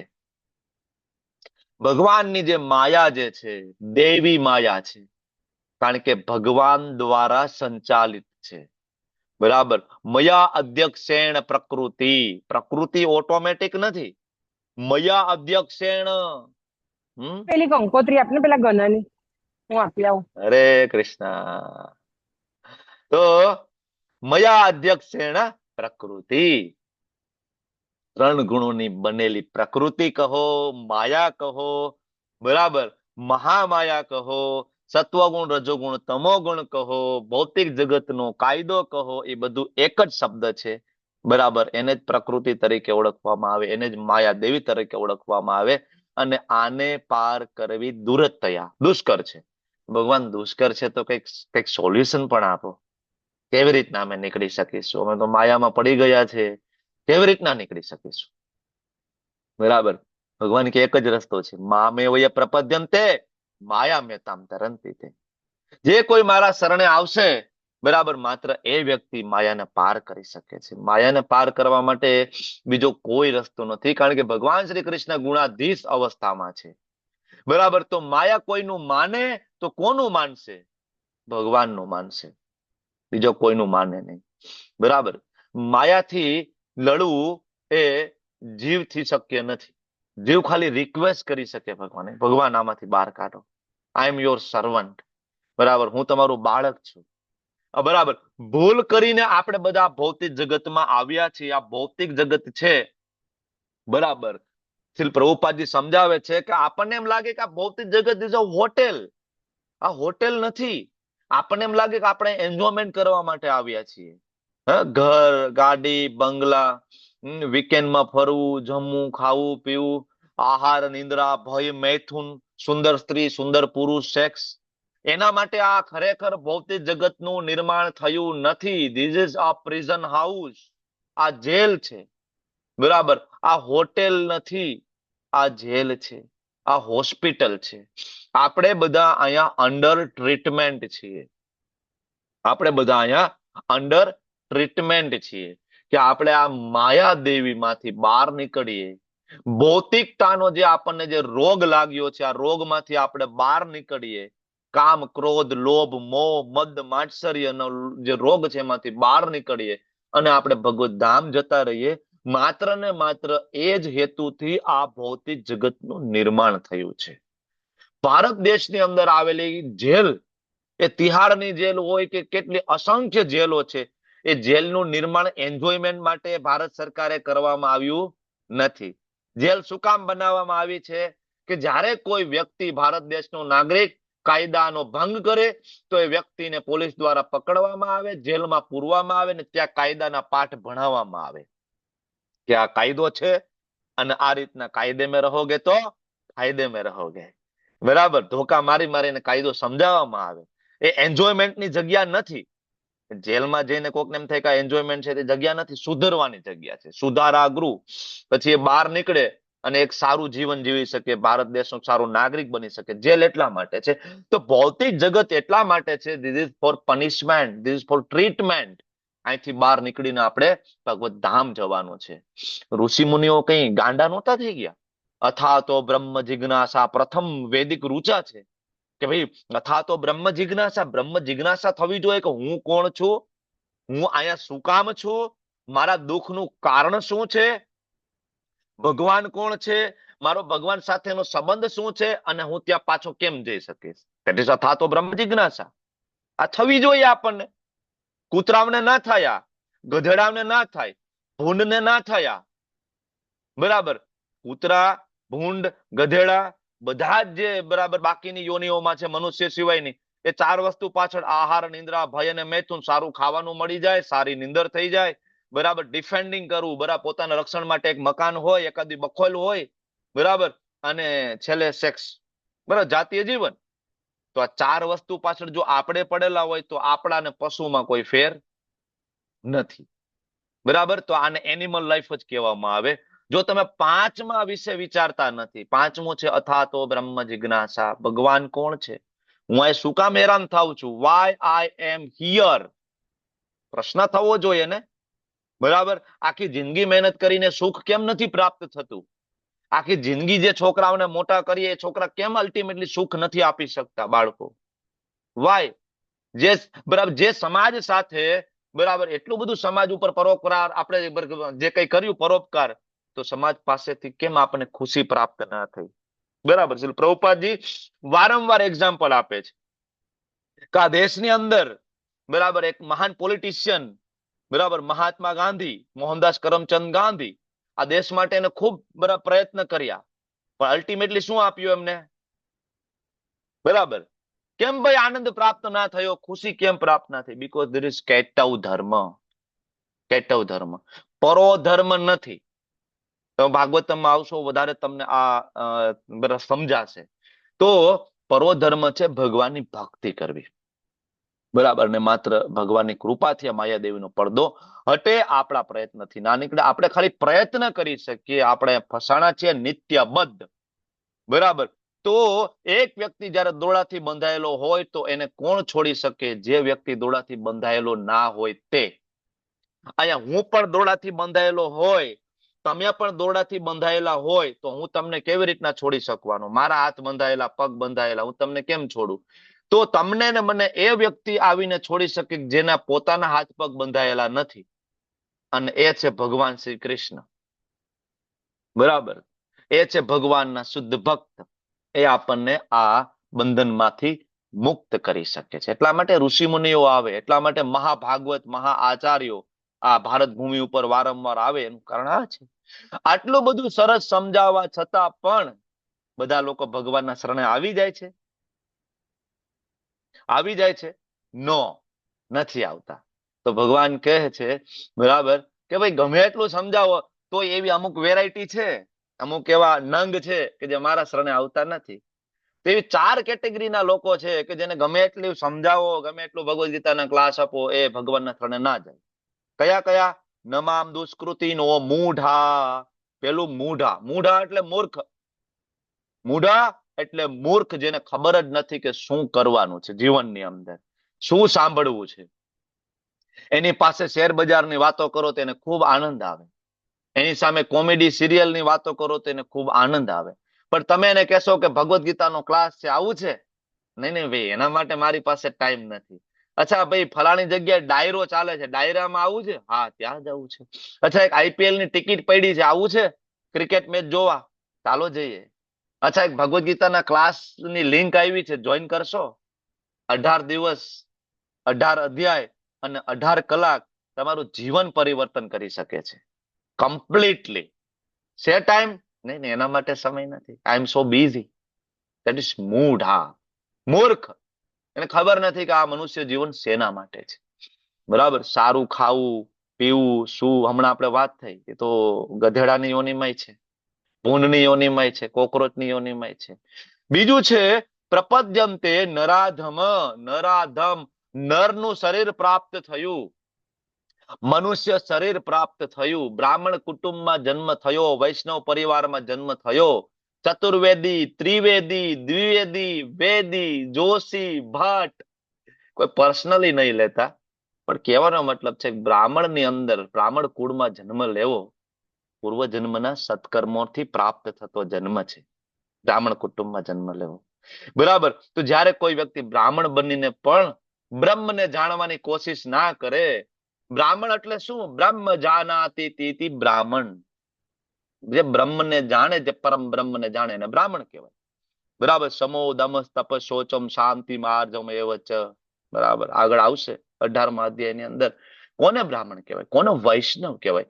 આવા કુળમાં જેનો જન્મ થયો અને એને ભગવાન શ્રી કૃષ્ણની ભક્તિ નથી કરી, એને ભગવાન વિષ્ણુને જાણવાની કોશિશ નથી કરી, હી ઇઝ અ અધમ. એને કહેવાય નરાધમ. બરાબર. ભગવાને બધી વ્યવસ્થા કરીને આપી હતી પણ છતાં પણ ના કર્યું. ધેટ ઇઝ નરાધમ. નથી આવતા. ત્રીજું, માયા અફત જ્ઞાની. ભાઈ, હું બહુ ઇન્ટેલિજન્ટ છું, હું ડોક્ટર છું, એન્જિનિયર છું, હું સાયન્ટિસ્ટ છું, બરાબર, મારી પાસે આ ડિગ્રી, આ ડિગ્રી, આ ડિગ્રી. આપણે એમ કહીએ કે ભગવાન, ભગવાન વિશે આપણે પૂછીએ તો નહીં, ભગવાન જેવું કઈ હોતું નથી. અચ્છા, જીવ ક્યાંથી આવ્યા? બરાબર.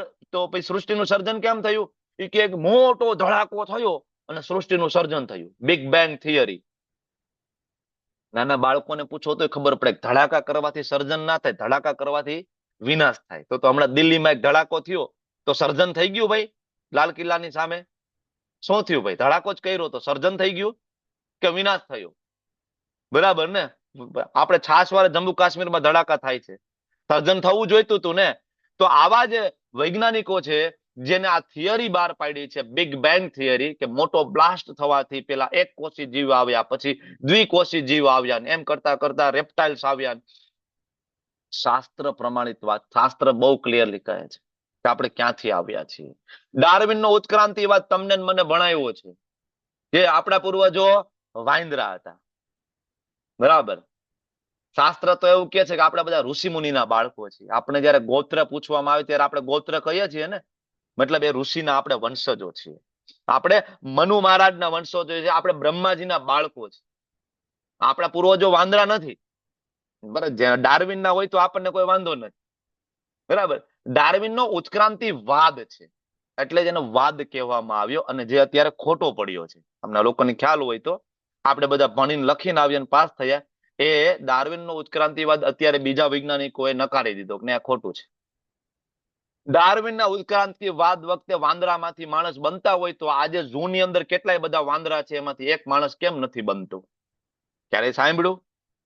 બરાબર, તમારી આજુબાજુમાં અમદાવાદની અંદર ઓલું ઝૂ છે ને, કાંકરિયા, એમાં કેટલાય બધા વાંદરા છે.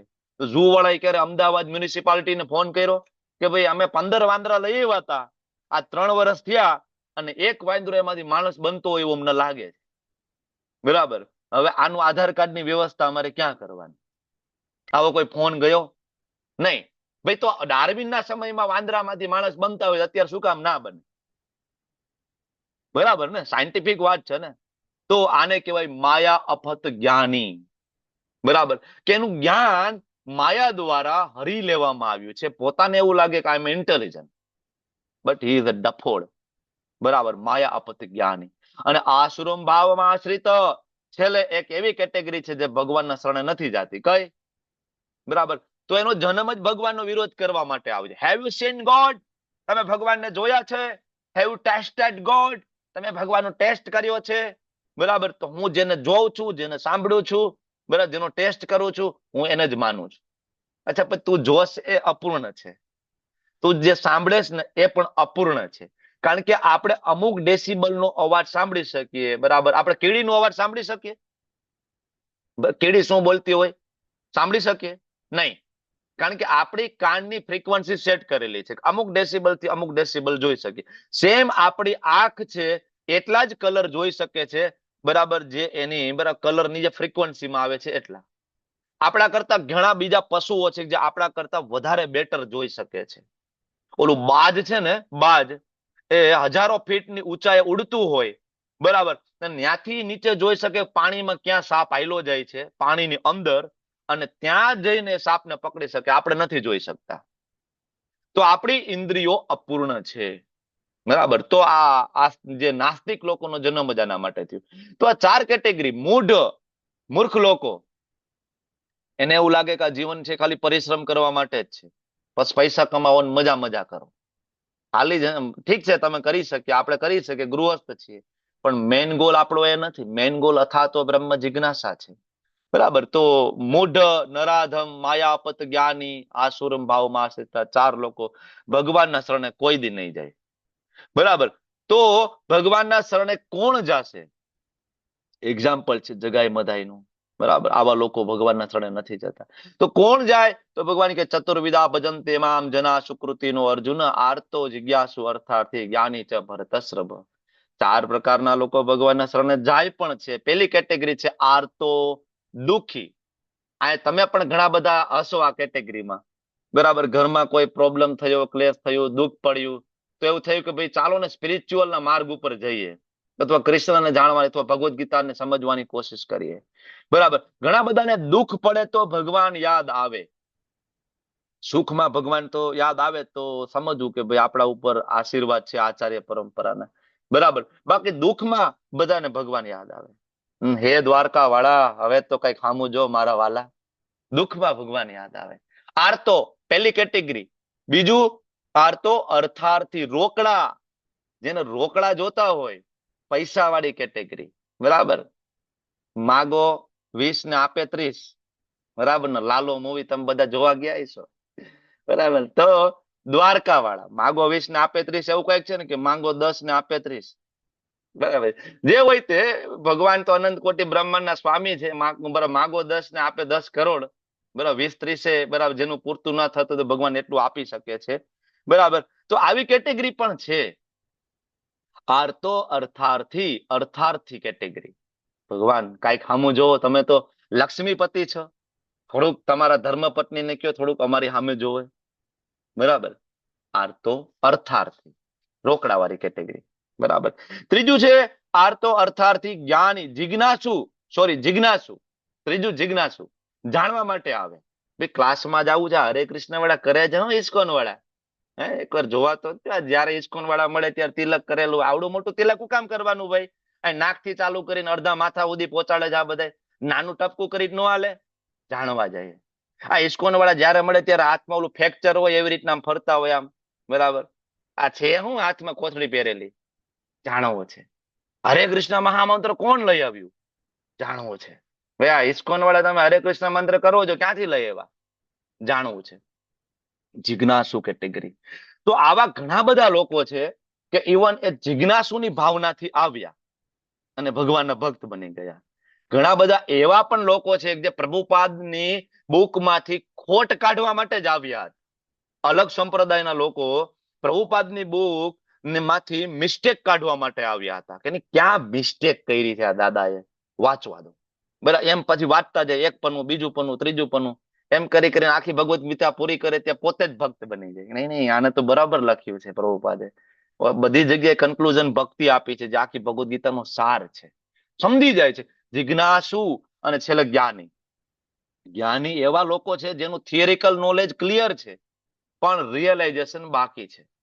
થિયરિકલ નોલેજ ક્લિયર છે પણ રિયલાઇઝેશન બાકી છે, આત્મ સાક્ષાત્કાર બાકી છે. તો આવા લોકો પણ આવે છે. બરાબર. તો આવા 4 કેટેગરીના લોકો ભગવાન કહે છે સુકૃતિનો અર્જુન, પુણ્યશાળી જીવો છે જે મારા શરણે આવે છે. જેમ કે ગજેન્દ્રનું ઉદાહરણ બોલો, ગજેન્દ્ર કયા ઉદાહરણની અંદર ફિટ બેસે છે? આર્તો, અર્થાર્થી, જિજ્ઞાસુ, જ્ઞાની. ક્યાં આવશે? માતા દ્રૌપદી. અચ્છા, અહીંયા કોણ છે? પરીક્ષિત મહારાજ, સુખદેવજી. બોલો. પછી અહીંયા પરીક્ષિત મહારાજ, ધ્રુવ મહારાજ, પ્રહલાદ મહારાજ. ધ્રુવ મહારાજ છે. બોલો. અને અહીંયા કોણ? સુગ્રીવજી. કઈ કેટેગરીમાં? અર્થાર્થી. અને નેમિ સારણ્યના બધા ઋષિઓ કઈ કેટેગરી? હા, થિયરિકલ ક્લિયર હતું ને, રિયલાઇઝેશન માટે આવ્યા હતા. ઓકે, તો આ 4 અલગ અલગ કેટેગરી છે પણ શુદ્ધ ભક્ત નથી આમાંથી. શુદ્ધ ભક્ત ત્યારે બનશે જ્યારે ભગવાનના શુદ્ધ ભક્તોનો સંગ થશે અને ત્યારે એમની ભગવત ધામ તરફ ગતિ થશે. ભગવાન કહે છે આ ચારેયમાં જે જ્ઞાની છે ને, બરાબર, અને શુદ્ધ ભક્તિમાં જો બરાબર જે વ્યક્તિ તલીન રહે છે આ સર્વશ્રેષ્ઠ છે. કારણ કે જેનું થિયરી ક્લિયર હોય ને જલ્દીથી સમજી જશે. એટલે ભગવાન કહે છે જ્ઞાન. જો અર્થાર્થી વાળાનું કેવું છે કે ભાઈ રોકડાની ઈચ્છાથી આવ્યા હતા, ભગવાન એક ઘરના મકાન બની જાય, બરાબર, તો પછી આવે થોડા દિવસ માળા કરે, જપ કરે, ભગવદ ગીતા વાંચે, ભગવાન ઘરના મકાન બનાવી દે. તો કે હવે બસ ભગવાન થેન્ક યુ, ખૂબ ખૂબ ધન્યવાદ, બીજી કઈ જરૂર હશે તો આવીશ. તો અર્થાર્થી વાળા નીકળી જાય.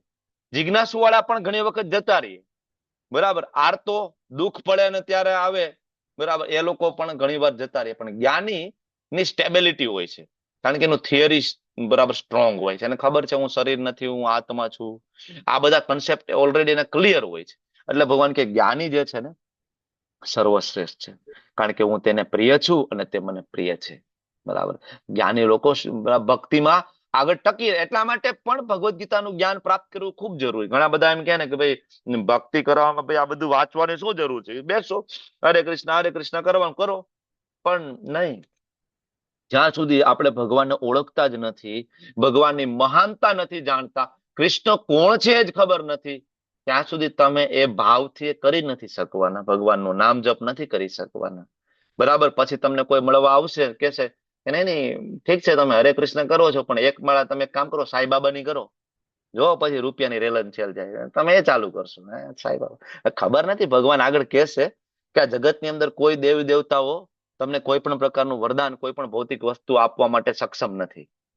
કોઈ પણ, ઇવન દેવી દેવતાઓ આપણને કોઈ વરદાન આપવા માટે સક્ષમ નથી. બધું કૃષ્ણ જ આપી શકે, આગળ કહેશે. તો આની અંદર જ્ઞાનીની વાત થઈ. બરાબર. સર્વશ્રેષ્ઠ કોણ છે? જ્ઞાની.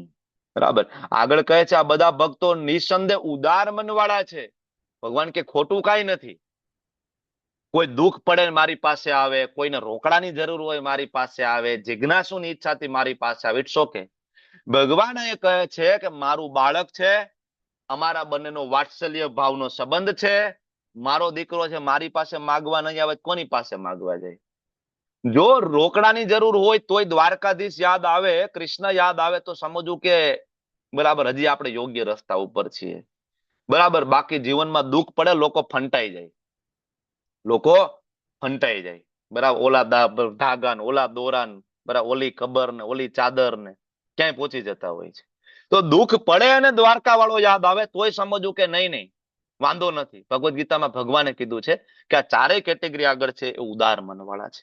પણ જે મનુષ્ય મારા જ્ઞાનમાં સ્થિત થયેલો છે ને, એને હું મારા પોતાના આત્મા સમાન ગણું છું.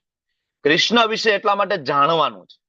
ભગવાન વિશે જાણશું, ભગવાન કે મારો આત્મા સમાન છે, તે મારી દિવ્ય સેવામાં તન્મય રહે છે.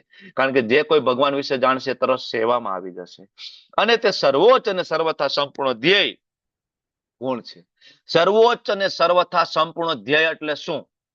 કૃષ્ણ. એ ધ્યેય છે આપણું. બરાબર. ઇવન આપણું નહીં, દરેક પ્રકારના યોગ પદ્ધતિના સાધકોનું અલ્ટિમેટ ધ્યેય છે એ કૃષ્ણ છે. નથી જાણતા એ વસ્તુ જુદી છે. બરાબર.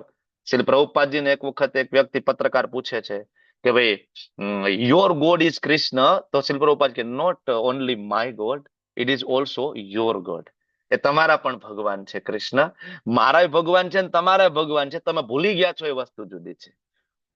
ભગવદ્ ગીતામાં ભગવાન કીધું છે અહમ બીજ પ્રદ પિતા, હું બધાનો પિતા છું. તો એવું નથી કીધું હું હિન્દુનો પિતા છું, એવું નથી કીધું હું ભારતીયોનો પિતા છું કે હું ગુજરાતીઓનો પિતા છું. અહમ બીજ પ્રદ પિતા સર્વ યોનિષુ કૌંતેય. ખાલી મનુષ્યનું પણ નથી કીધું, સર્વ યોનિષુ. એમાં બધા આવી ગયા. 84 લાખ યોનિનો બાપ એક જ છે, કૃષ્ણ. ભૂલી ગયા છો એ વસ્તુ જુદી છે. બરાબર. એટલે ભગવાન કહે છે સર્વોચ્ચ ધ્યેય તો હું છું, મને પ્રાપ્ત કરવાનો છે. તમે ફંટાઈ ગયો છો એ વસ્તુ જુદી છે. પણ એટલું ઈઝી નથી. બહુનામ જન્મનામ અંતે જ્ઞાનવાન મામ પ્રપદ્યતે. લાખો ને કરોડો જન્મ જ્યારે થાય, જન્મ જન્માંતરો પછી ખરેખર જ્ઞાન થાય. બરાબર. કે વાસુદેવ સર્વમિતિ. અરે કૃષ્ણ તો બધું છે, વાસુદેવ. હવે કોઈ એમ કે ભગવદ્ ગીતાની અંદર આ શ્લોક તમારે એને કહેવાનું. કોઈ એમ કે ને કે કૃષ્ણએ ભગવદ્ ગીતા નથી બોલી, કૃષ્ણની અંદર કાળ ઘૂસી ગયો તો એને બોલી છે. કોઈ એમ કે કૃષ્ણ અંદર શિવ બાબા ઘૂસી ગયા છે એને કીધું છે. કૃષ્ણના શરણે નહીં જવાનું, શિવ બાબાના શરણે જવાનું, કાળના શરણે જવાનું. પણ આ તો નામ આપ્યું છે વાસુદેવ. Who is Vasudev? વસુદેવના પુત્ર. બરાબર ને? એને વાસુદેવ તરીકે ઓળખવામાં આવે છે. તો વસુદેવના પુત્ર કોણ છે? કૃષ્ણ. તો અહીં તો નામ આપ્યું છે કે ભાઈ હું કૃષ્ણ જ છું. બરાબર. અહીંયા કે કૃષ્ણ એવું નથી કહેતા કે નહીં ભાઈ કાલના શરણે જવાનું. મારા નહીં, હું તો ભાઈ મારી અંદર ઘૂસી ગયા છે, ઈ બોલે છે અંદર. નહીં, આખી ભગવદ્ ગીતામાં કોઈ શ્લોક નથી. છતાં આવા મૂર્ખ ને પાખંડી લોકો સમાજને ગેરમાર્ગે દોરી રહ્યા છે. વાસુદેવ સરમિતિ સ મહાત્મા સુદુર્લભ. જ્યારે ખબર પડે કે કૃષ્ણ જ બધું છે તો આવો મહાત્મા મળવો મુશ્કેલ છે ભાઈ. વિરલો વ્યક્તિ તમને મળશે, બરાબર, કે જેને ખબર છે કે કૃષ્ણ સર્વોપરી છે. કૃષ્ણ માંથી બલદેવ આવે, બલદેવ માંથી સંકર્ષણ આવે, સંકર્ષણ માંથી નારાયણ આવે, નારાયણ માંથી સંકર્ષણ આવે, એમાંથી મહાવિષ્ણુ આવે, એમાંથી શિરોદક્ષાય, એમાંથી ગર્ભોદક્ષાય વિષ્ણુ આવે, એમાંથી શિરોદક્ષાય વિષ્ણુ આવે, સંકર્ષણ માંથી જ શિવજી આવે. આવી જેને ખબર હોય એ તો વિરલા. તમે બધા વિરલા છો. બહુનામ જન્મનામ અંતે. આ કઈ થોડું કઈ તાત્કાલિક પ્રાપ્ત થતું છે. બરાબર. તો ભગવાન સર્વસ્વ છે. ત્વમેવ માતા ચ પિતા ત્વમેવ બંધુ ચ સખા ત્વમેવ વિદ્યા ચ દૃઢમ ત્વમેવ સર્વમ મમ દેવ દેવ. Is only Krishna. તમે મારા બધું તમે જ. બરાબર. તો આ શ્લોક ખૂબ મહત્વનો છે. સુદુર્લભ, વેરી રેર, વેરી રેર. ઘણી વખત આપણને થાય કે આપણે આટલો પ્રચાર કરીએ છીએ, આપણે આટલી બુક આપીએ છીએ, આપણે આટલા લોકોને સમજાવીએ છીએ, ક્લાસ આપીએ છીએ, આપણો પ્રસાદ ખવડાવીએ છીએ, લેવલ 1 લેવલ 2 માં લોકો આવે છે, પણ છતાં આગળ નથી વધતા, સેવા નથી કરતા.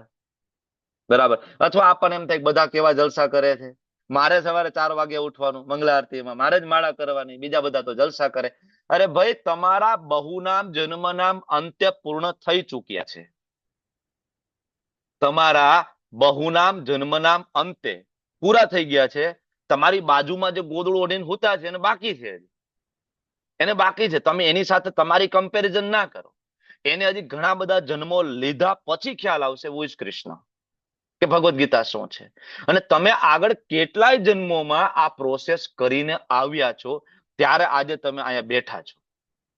તો આ કોઈ સામાન્ય પ્રોસેસ નથી. બરાબર, આપણી કમ્પેરિઝન સામાન્ય લોકો સાથે કરીને ઘણી વખત આપણે ડૂબી જતા હોય ભૌતિકતામાં, કે લોકો તો હોટલમાં જમવા જાય છે, કેવા બધા એન્જોય કરે છે, અમારે પ્રસાદ ખાવાનો. અરે ભાઈ, તમે બધું કરી લીધું છે. તમે ભગવદ્ ગીતા વાંચીને ઓલમોસ્ટ તમે હવે ભગવાનના દ્વાર ઉભા છો, દ્વારે. હવે નક્કી કરો કે અંદર જવું છે કે પાછું રિટર્ન યુટર્ન મારવો છે. બરાબર ને, તમે દ્વાર સુધી પહોંચ્યા છો ઓલમોસ્ટ. ભગવદ્ ગીતાના શરણે કોઈ સામાન્ય જીવ નથી આવી શકતો. બરાબર, ભગવાનની કૃપા, આચાર્યની કૃપા થકી આપણે આવી શકીએ છીએ. બરાબર, તો આ શ્લોક બહુ મહત્વનો છે. એક તો સ્વયં કૃષ્ણનું નામ છે એની અંદર. બરાબર, કે ભાઈ આમ તો ઘણી જગ્યાએ છે ભાગવતમની અંદર, આ તો મૂર્ખ લોકોને સમજાવવા માટેની વાત છે, પાખંડી લોકો માટે, અને આપણી ભક્તિને ટકાવી રાખવા માટેની વાત છે. બરાબર, તો આટલું બધું સમજાવ્યા પછી પણ જયારે કૃષ્ણ એમ કે છે કે મારા શરણે આવો, હું બધું આપી દઉં, તો પણ ઘણા બધા લોકો છે દેવતાઓના શરણે જાય છે. જો અહીંયા દેવતાઓનો કોઈ વિરોધ નથી, દેવતાઓની કોઈ નિંદા નથી, ખાસ યાદ રાખજો. કારણ કે દેવતાઓ છે એ ભગવાનના સેવક છે, ભગવાનના અંગ છે. ભગવાને એને સેવા આપેલી છે અને એની સેવા કરે છે. પણ જયારે તમે એવું માની લો કે નહીં, એ સર્વોપરી છે ભાઈ, અમારા માતાજી સર્વોપરી, ભાઈ એના ઉપર કોઈ નહીં. આ એના જેવી વાત થઈ ગઈ, તમારા ગામનો ધારાસભ્ય સર્વોપરી, એના ઉપર કોઈ નહીં. તો મતલબ તમે જાણતા નથી કે ધારાસભ્ય ઉપર સંસદ સભ્ય હોય, સંસદ સભ્ય ઉપર કેબિનેટ મિનિસ્ટ્રી હોય, એના ઉપર ચીફ મિનિસ્ટર હોય, અને એના ઉપર બરાબર કેબિનેટ મિનિસ્ટ્રી સેન્ટ્રલની હોય, અને એના ઉપર પ્રાઇમ મિનિસ્ટર હોય, પ્રેસિડેન્ટ હોય. મતલબ તમને આ બુદ્ધિ નથી, એટલે તમે તમારા ગામના ધારાસભ્યને ખાલી મહાન માનો છો. ભાઈ ધારાસભ્ય બહુ સારા, ગામનો રસ્તો બનાવી દીધો એને. રસ્તો કઈ ઘરના ખિસ્સાના પૈસા કાઢી નથી બનાવી દીધો.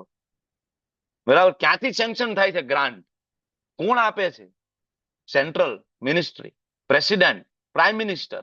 તો who is the prime minister? જે આ પ્રાઇમ મિનિસ્ટરને ઓળખે છે બુદ્ધિશાળી છે. બરાબર, એટલા એ કીધું છે કામસ્તે તે રત જ્ઞાના, જેનું ભૌતિક ઈચ્છાઓથી રત જ્ઞાના, જ્ઞાન જેનું હણાઈ ગયું છે, બસ એવા લોકો પ્રબધ્યમ તે અન્ય દેવતા, એ અન્ય દેવતાના શરણે જતા હોય છે. બરાબર, પોતપોતાના સ્વભાવ પ્રમાણે પોતપોતાના પૂજાના વિશિષ્ટ વિધિ વિધાનો ફોલો કરતા હોય. કોઈ ગણેશજીની પૂજા કરે, કોઈ લક્ષ્મીજીની પૂજા કરે. આપણો મતલબ પૂજાનો નથી, આપણો મતલબ રોકડાનો છે ભાઈ. દિવાળી આવે એટલે આપણે લક્ષ્મીજીની પૂજા કરવાની છે. બરાબર, સોનું ચાંદી આપે. દિવાળી ઉપર રામચંદ્રજીની પૂજા થવી જોઈએ, સીતા મૈયાની પૂજા થવી જોઈએ, પણ ના, એ નહીં, આપણે લક્ષ્મીજીની પૂજા કરશું ભાઈ. અચ્છા, નારાયણ ક્યાં? ના, એની જરૂર નથી, આપણે લક્ષ્મીજીની પૂજા કરશું. લક્ષ્મીજી અરે સ્વાર્થ છે, લક્ષ્મીજીની પૂજા કરશું દિવાળી ઉપર ને. તો આ છે વિશિષ્ટ વિધિ વિધાનો, આપણે આપણી રીતના ફોલો કરતા હોય છે, જે શાસ્ત્રોક્ત નથી. બરાબર, એટલે આ શ્લોકમાં બહુ ક્લિયરલી કીધું છે કામસ્તે રત જ્ઞાના, જેનું જ્ઞાન હણાઈ ગયું છે. કામસ્તે એટલે કે ભૌતિક ઈચ્છાઓથી આ જોઈએ, આ જોઈએ, આ જોઈએ, પ્રબધ્યંતે અન્ય દેવતા, એ બધા અન્ય દેવતાઓ પાસે શરણે જશે. બરાબર, તો જીવ માત્રના હૃદયમાં પરમાત્મા રૂપે ભગવાન કે હું જ વિદ્યમાન છું. હવે જોવો, તમને કોઈ દેવી દેવતાઓમાં તમારી શ્રદ્ધા સ્થિર થઈ, તો એ શ્રદ્ધા સ્થિર કોણ કરી દે? ભગવાન કે એ દેવની પૂજા કરવા કોઈ ઈચ્છતું હોય ને, તો શ્રદ્ધા ને તસ્ય તસ્યામ ચલામ શ્રદ્ધા તામ એવ, એ હું જ એ શ્રદ્ધાને સ્થિર કરું. ધારો કે કોઈ વ્યક્તિને કોઈ કબરમાં શ્રદ્ધા છે, અને એને એવું લાગે છે કે કબરની પૂજા કરવાથી મને ત્યાંથી માનતા પૂરી થાય છે, તો દુનિયાની કોઈ તાકાત નથી કે તમારી માનતા પૂરી શકે કૃષ્ણ સિવાય. શું કામ? તમે જે વસ્તુ માંગો છો, ઘર માગો, ગાડી માગો, બંગલો માગો, પતિ માગો, પત્ની માગો, એ બધી જ વસ્તુ બનેલી છે પંચ મહાભૂતમાંથી. ભૂમિ રાપો અનલો વાયુ ખમ્મનો બુદ્ધિ રેવ છે. અને આ પંચ મહાભૂત છે, ભગવાન આગળ કહી દીધું બરાબર, ચોથા શ્લોકમાં કે શક્તિ મારી છે. બરાબર, તો જેની શક્તિ છે એની પાસેથી લઈને તમને કોક આપશે. બરાબર, તો જ્યાં સુધી કૃષ્ણની ઈચ્છા ના હોય, તો આ જગતની અંદર ઇવન કોઈ દેવી દેવતાઓમાં સામર્થ્ય નથી કે આપણું કોઈ વરદાન, કે આપણી કોઈ માનતા, કે આપણી કોઈ બાધા પૂરી કરી શકે. શ્રદ્ધા પણ આપણી ક્યાંય સ્થિર થતી હોય તો માત્ર ભગવાનની કૃપાથી શ્રદ્ધા સ્થિર થાય. બરાબર, બાકી દેટ ઇઝ ઇમ્પોસિબલ કે ઇવન તમે ક્યાંય, કારણ કે ભગવાન એવું માને છે, ભગવાન એવું ઈચ્છે છે કે એટલીસ્ટ આજે કોઈ દેવી દેવતાનો શરણે તો ગયો. એવું તો માને છે કે મારા ઉપર કોઈક છે. આજે દેવી દેવતાઓના શરણે ગયો છે, આજે એ વ્યક્તિ સૂર્યદેવના શરણે ગયો તો કાલે એ વ્યક્તિ ગણેશજીના શરણે જશે. આજે એ વ્યક્તિ ગણેશજીના શરણે ગયો તો કાલે એ વ્યક્તિ માતા દુર્ગાના શરણે જશે. આજે એ વ્યક્તિ માતા દુર્ગા, માતા ભવાની, માતા ચામુંડા, માતા વૈષ્ણવી એમના શરણે ગયો તો કાલે એ વ્યક્તિ શિવજીના શરણે જશે. અને આજે એ વ્યક્તિ શિવજીના શરણે ગયો તો એ વ્યક્તિ કાલે કૃષ્ણના શરણે આવશે. આને કહેવાય પંચદેવની પૂજા, જેનું વેદોમાં વર્ણન છે. બરાબર? સૂર્ય, ગણેશ, માતા દુર્ગા, ભગવાન શિવ અને ભગવાન વિષ્ણુ. આ પંચદેવની પૂજા એટલા માટે જ આપેલી છે કે જે પ્રકારના લોકો આની અંદર સતોગુણ, રજોગુણ, તમોગુણી લોકો છે, તમે બધાને કહેશો કોઈ કાલથી બધા વૈષ્ણવ બની જાવ, ડુંગળી લસણ બંધ, સવારે 3:30 વાગે ઉઠવાનું, મંગલા આરતી, 16 માળા, કોઈ કરશે? નહીં ભાઈ, આપણું જૂનું છે એ બરાબર છે, શિવજી વાળું. શિવજીની ભક્તિ કરશું, શાંતિથી 8 વાગે ઉઠી શકીએ નિરાતે. બરાબર? કોઈ હકીકતે શિવજીની ભક્તિમાં પણ ઘણા બધા રૂલ્સ રેગ્યુલેશન છે, લોકો પાળતા નથી, એ વસ્તુ જુદી છે. જે નિયમો તુલસી માળા ધારણ કરવા માટેના છે, એ સેમ નિયમો રુદ્રાક્ષની માળા ધારણ કરવા માટે પણ છે. એ સેમ છે. બરાબર? લોકો માનતા નથી, એ વસ્તુ જુદી છે. તો એટલા માટે ભગવાને અલગ અલગ દેવી દેવતાઓની નિમણૂક કરી છે. એટલીસ્ટ ચાલો ત્યાં શ્રદ્ધા સ્થિર થાય ને તો એક દિવસ એને બુદ્ધિ આવશે. એ દેવ દેવતા એને બુદ્ધિ આપશે, એ માતા દુર્ગા એને બુદ્ધિ આપશે, એ ભગવાન શિવ એને બુદ્ધિ આપશે. જેવી રીતના નરસિંહ મહેતા ભક્ત હતા શિવજીના. બરાબર? શિવજી સાક્ષાત પ્રગટ થયા નરસિંહ મહેતાને ત્યાં. બરાબર? તો નરસિંહ મહેતાએ કીધું ભાઈ, બરાબર, ત્યાર શિવજીએ કીધું માગ માગ, શું જોઈએ નરસિંહ? બરાબર? નરસિંહ મહેતાએ શું કીધું? ભાઈ તમે મળી ગયા પ્રભુ, બીજું શું જોઈએ? નહીં નહીં, હું આશુતોષ છું, બરાબર, ખાલી હાથે ના જાઉં, તું માગ વરદાન. તો નરસિંહ મહેતાએ શું કીધું કે ભાઈ તમે પિતા છો, તમને ખબર હોય બાળક માટે શું બેસ્ટ છે. ત્યારે શિવજીએ શું કર્યું કે ચાલ હાથ પકડીને તને કૃષ્ણ પાસે લઈ જાઉં. એ દિવસથી નરસિંહ મહેતા વૈષ્ણવ બન્યા છે. નરસિંહ મહેતા પેલા વૈષ્ણવ નહોતા, તો શિવજીના ઉપાસક છે, પરમ ભક્ત છે શિવજીના. શિવજી એને કૃષ્ણ બતાવે. તો આ પંચદેવની પૂજાનો આ ઉલ્લેખ છે, દેવી દેવતાઓની પૂજાનો આ ઉલ્લેખ છે. બરાબર? પણ બરાબર, જેની ઈચ્છા ભૌતિકતામાં હોય એના માટે છે. આવી શ્રદ્ધાથી યુક્ત થયેલો તે અમુક દેવની કૃપા પ્રાપ્ત કરવાનો પ્રયત્ન કરે છે અને પોતાની ઈચ્છાની પૂર્તિ કરે છે. ભાઈ અમારા માતાજી અમારી માનતા પૂરી કરી દે. પણ વાસ્તવિકતા તો એ છે કે આ બધા લાભ મારા થકી છે. બરાબર? ઘણા બધા જાય હનુમાનજી મહારાજ પાસે સાળંગપુર, હે હનુમાનજી મહારાજ, એક તેલનો ડબ્બો ચડાવું છું, ઘરના મકાન થઈ જાય. ભાઈ આ તો 5,000 નો તેલનો ડબ્બો ચડાવીને બરાબર 20 લાખનું મકાન માંગે છે. છતાં હનુમાનજી આપે, પણ હનુમાનજી આપે કોના થકી? હનુમાનજીના જ્યુરિસડિક્શનમાં એ નથી. બરાબર? હનુમાનજીના જ્યુરિસડિક્શનમાં એ નથી. હનુમાનજી કોને રિક્વેસ્ટ કરે? રામચંદ્રજીને. બરાબર? કે પ્રભુ એક આવ્યો છે, બુદ્ધિ નથી એને કે મારી પાસે શું માંગવું જોઈએ. એ ગાડી માગે છે, બંગલો માગે છે, પણ આવ્યો છે. બરાબર? તો રામચંદ્ર શું કે આપી દે, તારામાં શ્રદ્ધા છે ને એટલીસ્ટ આપી દે. એક દિવસ એને ખબર પડશે કે હનુમાનજી પાસે શું માંગવું જોઈએ. ત્યારે એક દિવસ આવીને કહેશે કે હે હનુમાનજી, તમારી જે રામમાં જે શ્રદ્ધા છે ને એ મને આપો. ત્યારે હનુમાનજી ખુશ થાય કે નહીં, બરાબર છે. તો એટલા માટે ભગવાન આપે છે, બાકી કોઈ દેવી દેવતાઓના જ્યુરિસડિક્શનમાં નથી કે કોઈ વરદાન કે કોઈ લાભ આપણને આપી શકે. એટલે ભગવાન શું કહે છે? આ બધા લાભ મારા થકી છે. લભતે ચે તત કામાન મય્યેવ. મય્યેવ એ મારી અંડરમાં છે. હું પરમિશન આપું તો જ કોઈ પણ દેવી દેવતાઓ તમને વરદાન આપી શકે છે, નહીતર ધેટ ઇઝ ઇમ્પોસિબલ. અને કોઈ પણ દેવી દેવતાઓએ આપેલા વરદાનનું ખંડન ભગવાન સ્વયં કરી શકે છે. એનું બેસ્ટ એક્ઝામ્પલ હિરણ્યકશિપુ. બરાબર ને? તો હું અમર થઈ જઈશ. બ્રહ્માજી પાસેથી વરદાન લીધું હતું ને, બરાબર, રાત્રે નહીં દિવસે નહીં. આપણે ગઈકાલે વાત કરી દીધી ને. ભગવાન કે દીકરા, બ્રહ્માજીએ વરદાન આપ્યું છે એનું હું પોતે ખંડન કરી શકું આરામથી. ભગવાન નરસિંહદેવ બનીને આવ્યા ને, કાર્યક્રમ ફિનિશ્ડ. બરાબર? તો આ સમજવું પડશે આપણે કે દેવી દેવતાઓ પાસે એવા ઉપાસકો જાય છે કે જે અલ્પ બુદ્ધિ છે. આ સમજવા માટે ખરેખર લેવલ 2 જોઈએ. હું તો એમ કહું ભક્તિ શાસ્ત્રીનું જ્ઞાન જોઈએ. ઘણી વખત મિસઅન્ડરસ્ટુડ થઈ જાય કે ભાઈ પ્રભુજી આવી કેમ વાત કરે છે અહીંયા. પણ હું નથી વાત કરતો, ભાગવત લખેલું છે ભગવદ ગીતામાં, અંતવતુ ફલમ તેસામ. એ દેવી દેવતાઓએ આપેલા બધા ફળ અંતવતુ. અંતવતુ કેવા? બરાબર, સીમિત. તેસામ તદ લભ્યતે, કેવા લોકો? અલ્પ મેઘસામ. ભગવાને કીધું કે અલ્પ મેઘસામ છે. જે લોકો દેવ દેવતાઓ પાસે મને આ આપી દો, ગાડી આપી દો, બંગલા આપી દો, એ ભગવાન કે અલ્પ મેઘસામ છે. એને બુદ્ધિ નથી. કારણ કે દેવ દેવતાઓ પાસે માગવું એ જોઈએ કે તમે જેવી રીતના ભગવાન કૃષ્ણની સેવામાં લાગેલા છો ને, મને એવી સેવા ભગવાનને મને મળે. ઇન્દ્ર આદિ બધા દેવી દેવતાઓ ભાગવતમની અંદર ભગવાનની સ્તુતિ કરી રહ્યા છે. વારંવાર વારંવાર વારંવાર. બધા જ દેવ દેવતાઓના પિતા એવા બ્રહ્માજી ભાગવતમની અંદર વારંવાર સ્તુતિ કરે છે, નતમસ્તક થઈને સ્તુતિ કરે છે. તો દેવ દેવતાઓની બ્રહ્માજી પાસે શું વિસાત છે? વિચાર કરો, બ્રહ્માજી માંથી તો બધા દેવ દેવતાઓ આવ્યા છે, અને આપણે જો એ જ દેવ દેવતાઓને સર્વોપરી માની લઈએ તો અલ્પ મેઘસામ. આપણે ઓછી બુદ્ધિ વાળા છીએ. અહીંયા દેવ દેવતાઓનો અપરાધ કરવાની વાત નથી. વૈષ્ણવો એક કીડીનો પણ અપરાધ નથી કરતા, વૈષ્ણવો એક કીડીની નિંદા નથી કરતા. તો દેવ દેવતાઓના અપરાધની કોઈ વાત નથી. દેવ દેવતાઓ પૂજનીય છે, વંદનીય છે, વૈષ્ણવ છે બધા. પણ આપણે સમજવું પડશે કે એની ઉપર ભગવાન છે, કૃષ્ણ.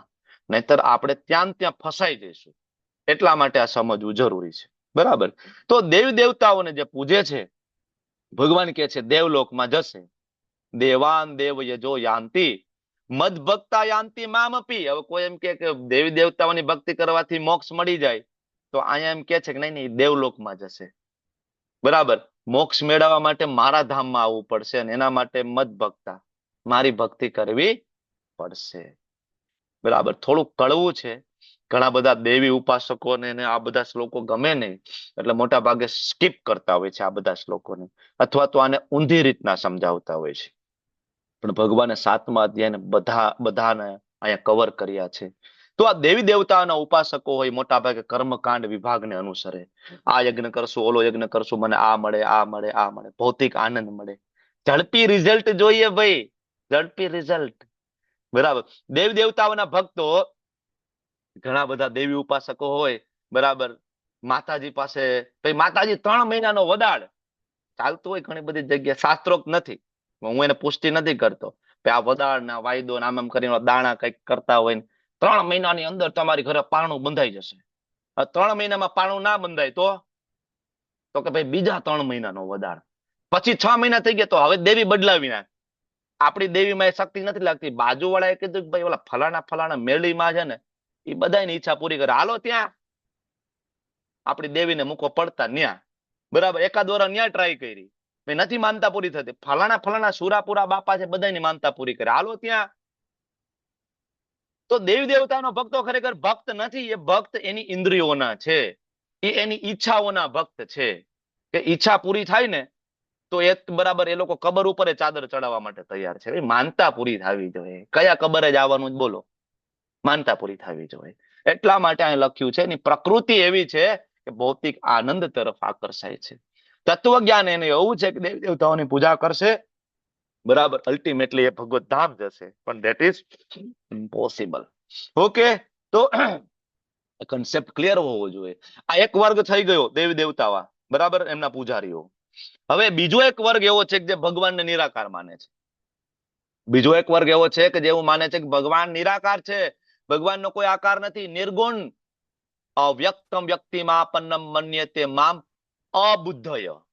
હવે જ્યારે કોઈ વ્યક્તિ એવું માને છે, કૃષ્ણ કહે છે કે હું પેલા અવ્યક્તમ એટલે કે હું નિરાકાર હતો, પછી વ્યક્તિમાપન્નમ એટલે મેં એક વ્યક્તિ તરીકે કૃષ્ણ અને રામ તરીકે એક સ્વરૂપ લીધું, અને પછી પાછું હું નિરાકાર થઈ ગયો. મતલબ હું મારું ઓરિજિનલ સ્વરૂપ કેવું? તો કે નિરાકાર, પ્રકાશ પુંજ. ભગવાનનો કોઈ આકાર હોતો નથી, ભગવાન તો નિરાકાર. ભગવાન એવા લોકોને અહીંયા એક સરસ મજાનું વિશેષણ આપે છે. શું? અબુદ્ધય. ભગવાન કે બુદ્ધિ વગરના છે. ભગવાન કે બુદ્ધિ વગરના છે, કે જે લોકો એવું માને છે કે હું નિરાકાર છું. પરમ ભાવમ અજાનંતો. એ એટલા માટે એવું માને છે હું નિરાકાર છું કારણ કે મારા પરમ ભાવને જાણતા નથી. મમ અવ્યયમ. મારો કોઈ દી વ્યય થતો નથી, કે હું પેલા નિરાકાર હતો, પછી મેં શરીર લીધું, મારા શરીરનો વ્યય થઈ ગયો. બરાબર? ભાલકા તીર્થમાં એક પારધી આવ્યા, તીર માર્યું, કૃષ્ણના પગમાં તીર લાગી ગયું, અને બસ કૃષ્ણનું મૃત્યુ થઈ ગયું. પણ ભગવાન કે મમ અવ્યયમ. આગળ પણ કીધું અજો અપી સન અવયાત્મા, મારો કોઈ જન્મ નથી, મારો કોઈ મૃત્યુ નથી. તો આવો પરમ ભાવમ અજાનંતો, બરાબર, આવા લોકો અબુદ્ધય એટલે માને છે કે હું નિરાકાર છું. ભગવાન કે હું નિરાકાર નથી, હું નિરાકાર નથી, મારો આકાર છે. અને આકાર છે શ્યામ સુંદર મુરલી મનોહર સ્વરૂપ. ભગવાનના શરીરમાંથી નીકળતું તે જ નિરાકાર બ્રહ્મ જ્યોતિ. જેવી રીતના સૂર્યનારાયણ ભગવાન સવારમાં ઉગે છે, તેનો પ્રકાશ તમારા ઘરમાં આવે છે, પ્રકાશ નિરાકાર છે, પણ સૂર્યનો ગોળો નિરાકાર નથી. સેમ ભગવાન સ્વયં નિરાકાર નથી, ભગવાનના શરીરમાંથી નીકળતું તેજ એ નિરાકાર છે. બરાબર. તો આ લોકો સમજાવતા નથી. જેવી રીતના એક ગુલાબનો ફૂલ છે સાકાર છે, પણ ગુલાબના ફૂલમાંથી આવતી સુગંધ એ નિરાકાર છે. ફૂલ સાકાર છે. અને આજ સુધી એવું એક મને તમે એક્ઝામ્પલ આપો કે નિરાકારમાંથી કોઈ વસ્તુ પ્રગટ થઈ હોય. તમારી આજુબાજુમાં તમે દ્રષ્ટિ કરો અને એવી વસ્તુનું મને નામ આપો કે પ્રભુજી આનો પેલા કોઈ આકાર હતો નહીં, પણ અત્યારે આ આકાર મારી સામે છે. એવું એક એક્ઝામ્પલ છે તમારી પાસે? તમારા ઘરનું ફર્નિચર લાકડાનું બનેલું છે, એ પેલા વૃક્ષ સ્વરૂપે સાકાર હતું, એ વૃક્ષ પેલા બીજ સ્વરૂપે સાકાર હતું. બરાબર, સાકાર. સિમ્પલ. અરે લોજિકલી વિચારો, લોજિકલી તમે સાયન્ટિફિક વિચારો. તમારા પપ્પા સાકાર, આધાર કાર્ડમાં નામ છે એનું પાછળ, તો એનો આકાર હતો? તો કે હા આકાર છે ને, જીવે છે હજી. અચ્છા દાદા, દાદા સાકાર, આકાર છે, બે હાથ પગ નાક કાન મોઢું. અચ્છા પરદાદા, તો કે એનો આકાર, જીવતા નથી પણ ફોટામાં જોયા, મોટી મોટી મૂંછું, માથે પાઘડી, દાદાનો આકાર. અચ્છા એના દાદાનો આકાર. અચ્છા એના દાદા હોય? તો કે હોય. અચ્છા 8મી પેઢીએ દાદા ને બા હોય? તો કે હોય. 10મી પેઢીએ દાદા ને બા હોય? તો કે હોય. અચ્છા એનો આકાર હોય કે ન હોય? તો કે આકાર વગર અમે કેમ આવીએ? અચ્છા તો 10મી પેઢી આકાર હોય, 20મી પેઢી આકાર હોય, 50મી પેઢી આકાર હોય, 100મી પેઢી આકાર હોય. તો આમ કરતા કરતા કરતા વિચારીએ તો બ્રહ્માજી નો આકાર છે. બ્રહ્માજી ગર્ભોદક્ષાય વિષ્ણુ માંથી આવે તો ગર્ભોદક્ષાય વિષ્ણુ નો આકાર છે. ગર્ભોદક્ષાય વિષ્ણુ મહાવિષ્ણુ માંથી આવે તો મહાવિષ્ણુ નો આકાર છે. મહાવિષ્ણુ શંકર્ષણ માંથી નારાયણ માંથી આવે તો નારાયણ નો આકાર છે. બલદેવજી નો આકાર છે ને કૃષ્ણ નો આકાર છે. તો એવી કોઈ વસ્તુ નથી જે અત્યાર સુધી નિરાકારમાંથી પ્રગટ થાય. લોજિકલી વિચારી જુઓ. બરાબર. તો આ નિરાકાર વાળાને એટલા માટે કીધા છે કે એ અબુદ્ધય. શું કામ ભગવાન એને દર્શન નથી આપતા? ભગવાન કે નાહમ પ્રકાશ સર્વસ્ય યોગ માયા સમાવૃત. હું મારા યોગ માયાના પડદાની અંદર ભગવાન કે હું છુપાઈ જાઉં છું. જે એવું માને છે કે હું નિરાકાર છું, ભગવાન કે તથાસ્તુ. યે યથા મામ પ્રપદ્યન્તે તામ તથેવમ ભજામ્યહમ. કોઈ એમ કહે કે કૃષ્ણ નિરાકાર છે, ભગવાન કે તથાસ્તુ દીકરા. બરાબર, જોઈ લે ભાઈ, શરીરમાંથી નીકળતું તેજ બતાવી દે ભગવાન ખાલી. પ્રકાશ પ્રકાશ પ્રકાશ. બરાબર. કોઈ એમ કહે કે કૃષ્ણ પૂર્ણ પુરુષોત્તમ ભગવાન નથી, ભગવાન કે તથાસ્તુ. એવી જગ્યાએ ઘુસડી દે કે જ્યાં રામ અને કૃષ્ણ નહીં હોય, છતાંય તને એવું લાગશે કે હું બહુ મોટો ભક્ત છું. લોકો ફરે છે તીલા કરી કરીને મોટા મોટા, એને એવું લાગે અમે ભક્ત છીએ. બરાબર. જ્યાં રામ અને કૃષ્ણ જ નથી. બરાબર. જ્યાં શિવજી નથી. તો ભગવાન આપણી બધાની ઈચ્છા પૂરી કરે છે. ભગવાન આપણી સ્વતંત્ર ઈચ્છામાં દખલગીરી આપતા નથી. કોઈ એમ કે ભાઈ અમે નથી માનતા હિન્દુ ધર્મને, ભગવાન કે તથાસ્તુ. ઇસ્લામમાં જતા રહ્યો, ભગવાન કે તથાસ્તુ. ક્રિશ્ચનિટીમાં જતા રહ્યો. એકચ્યુઅલી આ બધા નિરાકાર. ક્રિશ્ચનિટી કહો, જીવવા કહો, મુસ્લિમ કહો, બધા નિરાકાર. અલ્ટિમેટલી બધા જ કૃષ્ણના દ્વેષી, ઇન્ક્લુડિંગ હિન્દુ. હિન્દુની અંદર 90% કોમ્યુનિટી છે ભગવાનને ઓળખતી નથી. તમે પૂછો આજુબાજુમાં પ્રશ્ન, ભગવાન કોણ? તો કે ભગવાન આ છે, ભગવાન આ છે, ભગવાન આ છે, ભગવાન આ છે. અરે આપણને એ ખબર નથી ભગવાન કોણ છે. આપણે તો એ હદે બરાબર કામનાઓમાં ડૂબી ગયા છીએ કે આપણને કોઈ 5,000 રૂપિયા વ્યાજે આપે ને તો આપણે એને ભગવાન બનાવી લઈએ. 14મા અધ્યાયમાં આવશે, શ્રદ્ધા વાળો, સોરી 17મા અધ્યાયમાં, કે આપણે તો અમિતાભ બચ્ચનના મંદિર બનાવ્યા છે, આપણે જય લલિતાના મંદિર બનાવ્યા છે, અને આપણે નરેન્દ્રભાઈ મોદીના મંદિર બનાવ્યા છે. બધાને ભગવાન બનાવી દીધા છે. જ્યાંથી ઈચ્છા પૂરી થાય એટલે ભગવાન. અને આવું એઝ અ ડોક્ટર તરીકે અમે રોજ અનુભવ કરીએ છીએ, એવરી ડે. ઓપરેશન કર્યું અને સક્સેસ ગયું એટલે ભાઈ તમે જ અમારા ભગવાન. અમે કઈક ભાઈ ભગવાન બનાવવાનું રેવા દો, ભગવાન જો અહીં બેઠા છે ઈ. કારણ કે અમને ખબર છે કે આ ઓપરેશન સારું થયું એટલે ભગવાન, બાકી આમાં થોડીક ભૂલ રહી ગઈ હોય તો તમે ધોકા લઈને આવે પાછા બધા ભેગા થઈને, તો ભાગવું અમારે મોંઘું પડે. એટલે ભગવાન બનાવવાનું રેવા દો, ભગવાન અહીંયા. બરાબર, એનું કામ છે બધાની બીમારી મટાડવાનું, અમે ખાલી નિમિત્ત છીએ. બરાબર, પણ મેં મારી 15 વર્ષની પ્રેક્ટિસમાં એક પણ મુસ્લિમને મારે ત્યાં ઓપરેશન કરાવીને મને કોઈ દિવસ એવું નથી કીધું કે તમે જ મારા અલ્લાહ. મેં કોઈ દી નથી સાંભળ્યું. આજ સુધી કોઈ દી આવીને મને એવું નથી કીધું કે તમે જ અમારા ભગવાન ને તમે મારા અલ્લાહ. કોઈ દી નહીં કે. જો કન્સેપ્ટ એટલો તો એટલે જ ક્લિયર છે એનો કે અલ્લાહ અલ્લાહ જ. આપણો તો એ કન્સેપ્ટ હિન્દુનો ક્લિયર નથી કે ભગવાન કોણ છે. એટલે આપણે બધાને ભગવાન બનાવતા ફરીએ છીએ. ઈશ્વર પરમ કૃષ્ણ સચ્ચિદાનંદ વિગ્રહ અનાદિર આદિર ગોવિંદ સર્વ કારણ કારણ. કૃષ્ણ કૃષ્ણ જગન્નાથ ત્વમેવ પુરુષોત્તમ. શિવજી કહે છે બ્રહ્મવેદ પુરાણની અંદર, બ્રહ્માજી કહે છે બ્રહ્મ સંહિતાની અંદર. કોણ ભગવાન છે? અને કૃષ્ણ પોતે કહે છે મત પરતરમ ન અન્યત કિંચિદ અસ્તિ ધનંજય. શાસ્ત્ર એકદમ ક્લિયર છે. એટલે આપણે હિન્દુ નથી, આપણે તો બિંદુ છીએ. અહીંયા કોઈ હિન્દુ દેખાતો નથી. અહીંયા કોઈક જાટ દેખાય છે, અહીંયા બરાબર, અહીંયા કોઈક દરબાર દેખાય છે, અહીંયા કોઈક પટેલ દેખાય છે, અહીંયા કોઈક બ્રાહ્મણ દેખાય છે, અહીંયા કોઈક ક્ષત્રિય દેખાય છે. હિન્દુ કોઈ નથી. બરાબર, એટલા માટે તો આવી બધી યાત્રાઓ કાઢતા હોય છે સંતો ભેગા થઈને કે ચાલો એટલીસ્ટ લોકો હિન્દુ તો બને, ઓળખે હુ ઇઝ ધ ગોડ, ભગવાન કોણ છે તો જાણીએ. તો મૂર્ખ અને અલ્પ બુદ્ધિ વાળા માણસો સમક્ષ ભગવાન ક્યારે પ્રગટ નથી થતા. ભગવાનને તમે ફોર્સ કરી શકતા નથી કે તમે મારી સામે પ્રગટ થાવ. નો, ભગવાન એના રાઈટ હંમેશા રિઝર્વડ રાખે છે. ભગવાનની ઈચ્છા થાય બરાબર તો 52 વખત પ્રગટ થઈ શકે નરસિંહ મહેતાની સામે. અને ખાલી પ્રગટ નહીં તો આવીને કામ પણ કરવા પડે બધાય. ભગવાન કામ પણ કરે. ભગવાનની ઈચ્છા થાય તો સંત તુકારામની સામે પ્રગટ થઈ શકે. ભગવાનની ઈચ્છા થાય તો શ્રી પ્રભુપાદજીની સામે પ્રગટ થઈ શકે જલદૂત શિપમાં. બરાબર, ભગવાનની ઈચ્છા થાય તો સનાતન ગોસ્વામી, રૂપ ગોસ્વામી, રઘુનાથ દાસ ગોસ્વામી, ભટ્ટ ગોસ્વામીની સામે વારંવાર પ્રગટ થઈ શકે. પણ ભગવાનની ઈચ્છા થાય તો હિમાલયમાં 1000 વર્ષ તપશ્ચર્યા કરે તો પણ ના પ્રગટ થાય. Right reserved. યોગ માયા સમાવૃત. કારણ કે મૂઢો એમ ના બી જાણતી, જે મૂર્ખ લોકો છે ભગવાન કે મને નહીં જાણી શકે, મૂર્ખ લોકો મને નહીં જાણી શકે. બરાબર, તો હું અજમ, ભગવાન ફરીથી કીધું. જો આ કન્સેપ્ટ બહુ અઘરો છે. અત્યાર સુધીમાં લગભગ 4-5 વખત ભગવાને કીધું કે હું અજમ. અજમ મારો કોઈ જન્મ જ નથી. બરાબર, ઘણા બધા એમ કે ભાઈ દ્વારકામાં બરાબર સોરી ભાલકા તીર્થમાં એક તીર લાગી ગયું, કૃષ્ણનું મૃત્યુ થઈ ગયું, પછી એનો અગ્નિ સંસ્કાર કરવામાં આવે, એમાંથી એનું હૃદય નીકળી ગયું, એ હૃદયને લઈને જગન્નાથપુરી લઈ ગયા. ને અરે ભાઈ આપણા જેવું શરીર જ નથી. કોઈ અગ્નિ સંસ્કાર નથી, કોઈ સમાધિ નથી, રામચંદ્રજીની નથી, કૃષ્ણની નથી, નરસિંહદેવ ભગવાનની નથી, કોઈની નથી. ઇવન ભગવાનના શુદ્ધ ભક્તો એ લેવલ ઉપર પહોંચે ને એની પણ તમને ના જોવા મળે. આપણા જેવું શરીર નથી હોતું. ભૌતિક શરીર આપણું પંચમહાભૂતનું છે, ભગવાનનું શરીર પંચમહાભૂતનું નથી હોતું. આ સમજવું પડશે. ભગવાનનો કોઈ જન્મ નથી હોતો, અવિનાશી છે. ભગવાનનો કોઈ બરાબર કોઈ નાશ નથી કરી શકતું. ભગવાન માત્ર એક લીલા કરે છે, આવે છે.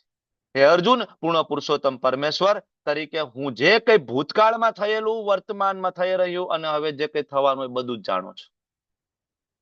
સર્વ જીવોને હું જાણું છું, પરંતુ મને કોઈ જાણતું નથી. ભગવાન એનું દુઃખ વ્યક્ત કરે છે. મને જાણતા નથી. હું વારંવાર આવું, હું ભગવદ્ ગીતા આપું, હું રામચરિત માનસ રામાયણ આપું તમને, હું અલગ અલગ શાસ્ત્રો આપું, તોય તમે ઓળખી નથી શકતા. ભગવાન કોણ છે? ભગવાન કૃષ્ણ છે. તુલસીદાસ ગોસ્વામી બરાબર રામચરિત માનસના રચયિતા બરાબર, જેની નાનપણમાં ખોળામાં બેસાડ્યા હતા માતા પાર્વતીજી અને મોઢામાં કોડિયા આપેલા છે, તુલસીદાસજી છે. સામાન્ય જીવ નથી. સાક્ષાત શિવજી વારંવાર પ્રગટ થયેલા એ તુલસીદાસ ગોસ્વામી છે. બરાબર, ઘણા બધા એમ કે ભાઈ શિવજી ભગવાન છે. તો એક પ્રશ્ન છે કે શિવજી પરમ ભગવાન છે તો શિવજીએ તુલસીદાસ ગોસ્વામીજીને રામાયણ લખવાની શું કામ પ્રેરણા આપી છે? તો પછી શિવ પુરાણ લખવાની પ્રેરણા આપવી જોઈતી હતી. રામચરિત માનસ લખવાની પ્રેરણા આપી. કેમ લખવું, કયા શબ્દ વાપરવા, બધા શબ્દ શિવજીએ આપ્યા છે. બરાબર, તુલસીદાસ ગોસ્વામીજીને. તો શિવજી પણ કહે છે ભગવાન રામચંદ્રજી છે. રામ અને કૃષ્ણમાં કોઈ તફાવત નથી. હું ફરીથી કહું, બંને એક છે. બરાબર, કોઈ તફાવત નથી. તો આ સમજવું પડશે. ભગવાન બધું જ જાણે છે, આપણે એને જાણતા નથી. આપણે ગોટાળે ચડી ગયા છીએ. ભગવાન બધું જાણે છે, બરાબર, આપણે નથી જાણી શકતા, કારણ કે આપણે ભગવાનના જન્મ અને કર્મ વિશે જાણવાની તસદી લેતા નથી. જન્મ કર્મ ચ મે દિવ્યમ એવમ યો વેતિ તત્વતઃ ત્યક્તા દેહમ પુનર્જન્મ નેતિ મામેતિ અર્જુન. જન્મ ને કર્મ જાણવાની તસદી આપણે લેતા નથી. ખાલી આપણે લાલો મૂવી જોઈ આવીએ અને આપણને એમ લાગે કે આપણે ભક્ત થઈ ગયા. જય હો દ્વારકાધીશ કી જય. હજારો માણસો ઉમટી પડ્યા છે. શાસ્ત્ર ખોલો ને, ભાગવતમ ખોલો. ક્યારેક લાલો મૂવીમાં કોઈ કૃષ્ણ વિશે તમને સમજાવી નથી દેવાનું. ઠીક છે, ફાલતુ મૂવી જોવા જાવ એના કરતા એ જોવો, કોઈ વાંધો નથી, પણ એટલીસ્ટ ભાગવતમ ખોલો, એટલીસ્ટ ભગવદ્ ગીતા ખોલો. ત્યાં લાલો છે. ભગવદ્ ગીતામાં ખરેખર કૃષ્ણના વર્ણન ત્યાં છે. ભાગવતમની અંદર કૃષ્ણ છે. બરાબર, કારણ કે કોઈ અભક્ત દ્વારા, બરાબર, તમે ભગવાનને ઓળખી નહીં શકો. ગમે એટલો મોટો પ્રોડ્યુસર હોય, ગમે એટલો મોટો ડાયરેક્ટર હોય, એના દ્વારા તમને, કારણ કે ભગવાન માત્ર એના ભક્તોના છે. ભગવાન કોના છે? ભક્તોના છે. અને ભક્ત તમને ભગવાનને આપી શકશે. ભક્ત ઓથોરાઇઝ ડીલર છે ભગવાનની ભક્તિ આપવા માટેના. કોઈ અભક્ત તમને નહીં આપી શકે. કેટલાય મૂવી આવ્યા ને કેટલાય મૂવી જતા રહ્યા, લોકો ભક્ત બની ગયા. આજે બધા શો ફૂલ જાય છે. લાલો જોઈને આવશે, બધા ભક્ત બની જશે. આવીને ઘરે આવીને ઠાકોરજીને ભોગ લગાડવાનું ચાલુ કરી દેશે. ડુંગળી લસણ છોડી દેશે. પાન માવા દારૂ તમાકુ છોડી દેશે. વ્યભિચાર છોડી દેશે. નહીં, કોઈ મતલબ નથી. જીવનમાં લેશ માત્ર પરિવર્તન આવતું નથી. ઇટ્સ ઓકે, સારો પ્રયત્ન છે, વિરોધ નથી મારો, પણ ખરેખર જોવા જવું હોય તો પેલા ભગવદ્ ગીતા અને ભાગવતમ વાંચો અને સમજો કે કૃષ્ણ કોણ છે. નહીતર તો આપણને એવું જ લાગશે ને, બરાબર, માગો 20 ને આપે 30. પણ એ માગો 20 ને આપે 30 માટે દ્વારકાધીશ છે જ નહીં. દ્વારકાધીશ છે આપણું અલ્ટિમેટ ગોલ પ્રાપ્ત કરવા માટે. અહીંથી નીકળો. માગો 20 ને આપો 30. હું માગો 20 ને 30 ને હું 3 લાખ આપી શકું 20 ના બદલામાં. ભગવાન તુલસી પત્રના બદલામાં આખું ગોલોક ધામ આપી શકે છે. 20-30 ની વાત ના કરો. ખાલી એક તુલસી પત્ર ગંગાજળમાં બોળીને શાલિગ્રામ ભગવાન ઉપર અર્પણ કરવાથી સ્વયં ભગવાન ચૈતન્ય મહાપ્રભુ પ્રગટ થાય છે અવતાર લેવા માટે. 20-30 ની વાત નહીં કરો. સમજવું પડશે ને આપણે, ભગવાન એના માટે નથી 20-30 માગવા માટે. એટલે ઠીક છે, આપણે જોઈએ આ બધું, પણ ભગવાનને જાણવાની જરૂર છે કે હું કૃષ્ણ ભગવાન છે કોણ, શેના માટે છે, મારો ભગવાન સાથે શું સંબંધ છે. ભારત એ શત્રુ વિજેતા, સર્વ જીવો જન્મ લઈને ઈચ્છા અને દ્વેષથી ઉત્પન્ન થતા દ્વંદ્વોથી મોહગ્રસ્ત થઈને આસક્તિને મોહને પામે. શું કામ ભગવાન નથી જાણી શકતા? ભગવાન એનું રીઝન આ શ્લોકમાં કે આગળ કીધું ને કે મને નથી જાણતા. 26મા શ્લોકમાં શું કામ નથી જાણતા? તો ભગવાન કે ભાઈ, બે વસ્તુ, ઈચ્છા અને દ્વેષ. મારી આ ઈચ્છા, આ ઈચ્છા, આ ઈચ્છા, આ ઈચ્છા. સાદી ભાષામાં કહું તો ગમવું અને ના ગમવું. સવારમાં ઉઠીએ અને રાત્રે સૂઈએ, આ બે વસ્તુની પાછળ જ આપણે છીએ. મને આ ગમે છે ને આ નથી ગમતું. બરાબર, મોઢામાં બ્રશ નાખીએ ત્યાંથી, બરાબર, કે ભાઈ આવી પેસ્ટ ગમે ને આ પેસ્ટ નહીં ગમે. બરાબર, નાવામાં આ સાબુ ગમશે ને આ સાબુ નહીં ગમે. આ કપડા ગમશે ને આ કપડા નહીં ગમે. આ બરાબર, આવી પર પત્ની ગમશે ને આવી નહીં ગમે. ઠીક છે, મળી ગઈ વસ્તુ જુદી છે, પણ ગમવું ના ગમવું માં ડૂબેલા છીએ આપણે સવારથી લઈને રાત સુધી. આ ખાવાનું ગમશે ને આ ખાવાનું નહીં ગમે. જ્યાં સુધી આ બે વસ્તુમાં છીએ, ઈચ્છા અને દ્વેષ, દ્વંદ્વો, ત્યાં સુધી આપણે ભગવાનને કોઈ દિવસ ઓળખી શકતા નથી. આની બહાર નીકળવું પડશે. બરાબર, તો હવે ભગવાન આગળ કહે છે, જે મનુષ્ય પૂર્વજન્મ કોણ કરી શકે? આટલી રાળો નાખીને કદાચ આ લેક્ચર લેવાથી કોઈ ભક્ત થોડા બની જવાના છે. બરાબર, ભક્ત ક્યારે બનશે? કોણ ભગવાનની ભક્તિમાં દ્રઢ વ્રતા થશે? યેષામ ત્વ અંતગતમ પાપમ, જેના પાપ અંત, જેના પાપોનો અંત થયો છે. જનાનામ પુણ્ય કર્મણામ, જેના પુણ્ય કર્મનો ઉદય થયો છે. બરાબર, જેના પાપ કર્મો નાશ પામીએ અને જેના પુણ્ય કર્મોનો ઉદય થાય, તે દ્વંદ્વ મોહ નિર્મુક્તા, માત્ર એ વ્યક્તિ આ દ્વંદ્વમાંથી બહાર નીકળે. કયા દ્વંદ્વ? આગળ આપણે વાત કરીએ, ઈચ્છા દ્વેષ, ગમવું ના ગમવું, બરાબર, એમાંથી બહાર નીકળશે. અને પછી શું થશે? ભજન્તે મામ દ્રઢવ્રતા, ત્યારે કૃષ્ણની ભક્તિ કરી શકશે. પાપ નષ્ટ થવા જોઈએ. એટલા માટે તીર્થ સ્થળોએ જવાનું જે લખ્યું છે ને એટલા માટે લખ્યું છે. યાત્રા સ્થળોએ જઈએ, ગંગાજીમાં સ્નાન કરીએ, યમુનાજીમાં સ્નાન કરીએ, સાધુ સંગ કરીએ, એનાથી શું થશે? એનાથી અંતગતમ પાપમ, એનાથી પાપ આપણા જશે. ગંગાજીમાં ડૂબકી મારવાથી પાપ ધોવાય જ છે, એમાં શંકાને સ્થાન નથી. પણ સાથે સાથે શું કરવું પડશે? સાધુ સંગ કરવો પડશે. સાધુ સંગ કરવાથી સુકૃતિઓનો ઉદય થશે, જેના નામ પુણ્યકર્મણામ. બરાબર. અને પછી તો રાગ દ્વેષમાંથી બહાર નીકળીએ ત્યારે ભગવાનની ભક્તિ પ્રાપ્ત થશે. એટલા માટે તીર્થ ધામે યાત્રામાં જવું જોઈએ. હમણાં આપણે શ્રીરંગમની યાત્રા છે, બરાબર. તમારા લોકો આના માટે તૈયાર થઈ જવાનું છે. આપણે બધા સાથે મળીને શ્રીરંગમ, રામેશ્વરમ આપણે જઈ રહ્યા છીએ ફેબ્રુઆરી મહિનામાં, બરાબર. હમણાં ફિક્સ ડેટ આવે, ફાઇનલ ડેટ આવે એટલે તમારી સાથે ડિટેલ હું શેર કરું છું. તો આપણે બધા રેડી થઈ જઈએ. ભજન્તે મામ દ્રઢવ્રત, ભક્તિ કરવી છે તો ભક્તોનો સંગ જોશે, યાત્રા જોશે, તીર્થ સ્થળ જોશે ને. ઓકે. અને હવે જે છેલ્લા બે શ્લોક જે છે 29 અને 30, એ આવતા અધ્યાયનું પૂર્વ બંધારણ છે. આ બે શ્લોકની અંદર એવા ઘણા બધા શબ્દ આવ્યા, બરાબર. બ્રહ્મ, અધ્યાત્મમ, બરાબર. તો અર્જુન પૂછશે કે ભગવાન આ બ્રહ્મ એટલે શું? ભગવાન અધિભૂત એટલે શું? અધ્યાત્મ એટલે શું? તો આ બે શ્લોકમાં સાધિભૂતમ, સાધિદેવમ, સાધિયજ્ઞમ, પ્રયાણ કાલે, તો આ બધા જ શબ્દોને ઉપાડી લેશે અર્જુન અને ભગવાનની સામે આ પ્રશ્ન મૂકશે. ભગવાન બ્રહ્મ એટલે શું? ભગવાન અધિભૂત એટલે શું? ભગવાન અધ્યાત્મ એટલે શું? ભગવાન અધિયજ્ઞ એટલે શું? આ બધા પ્રશ્ન પૂછશે.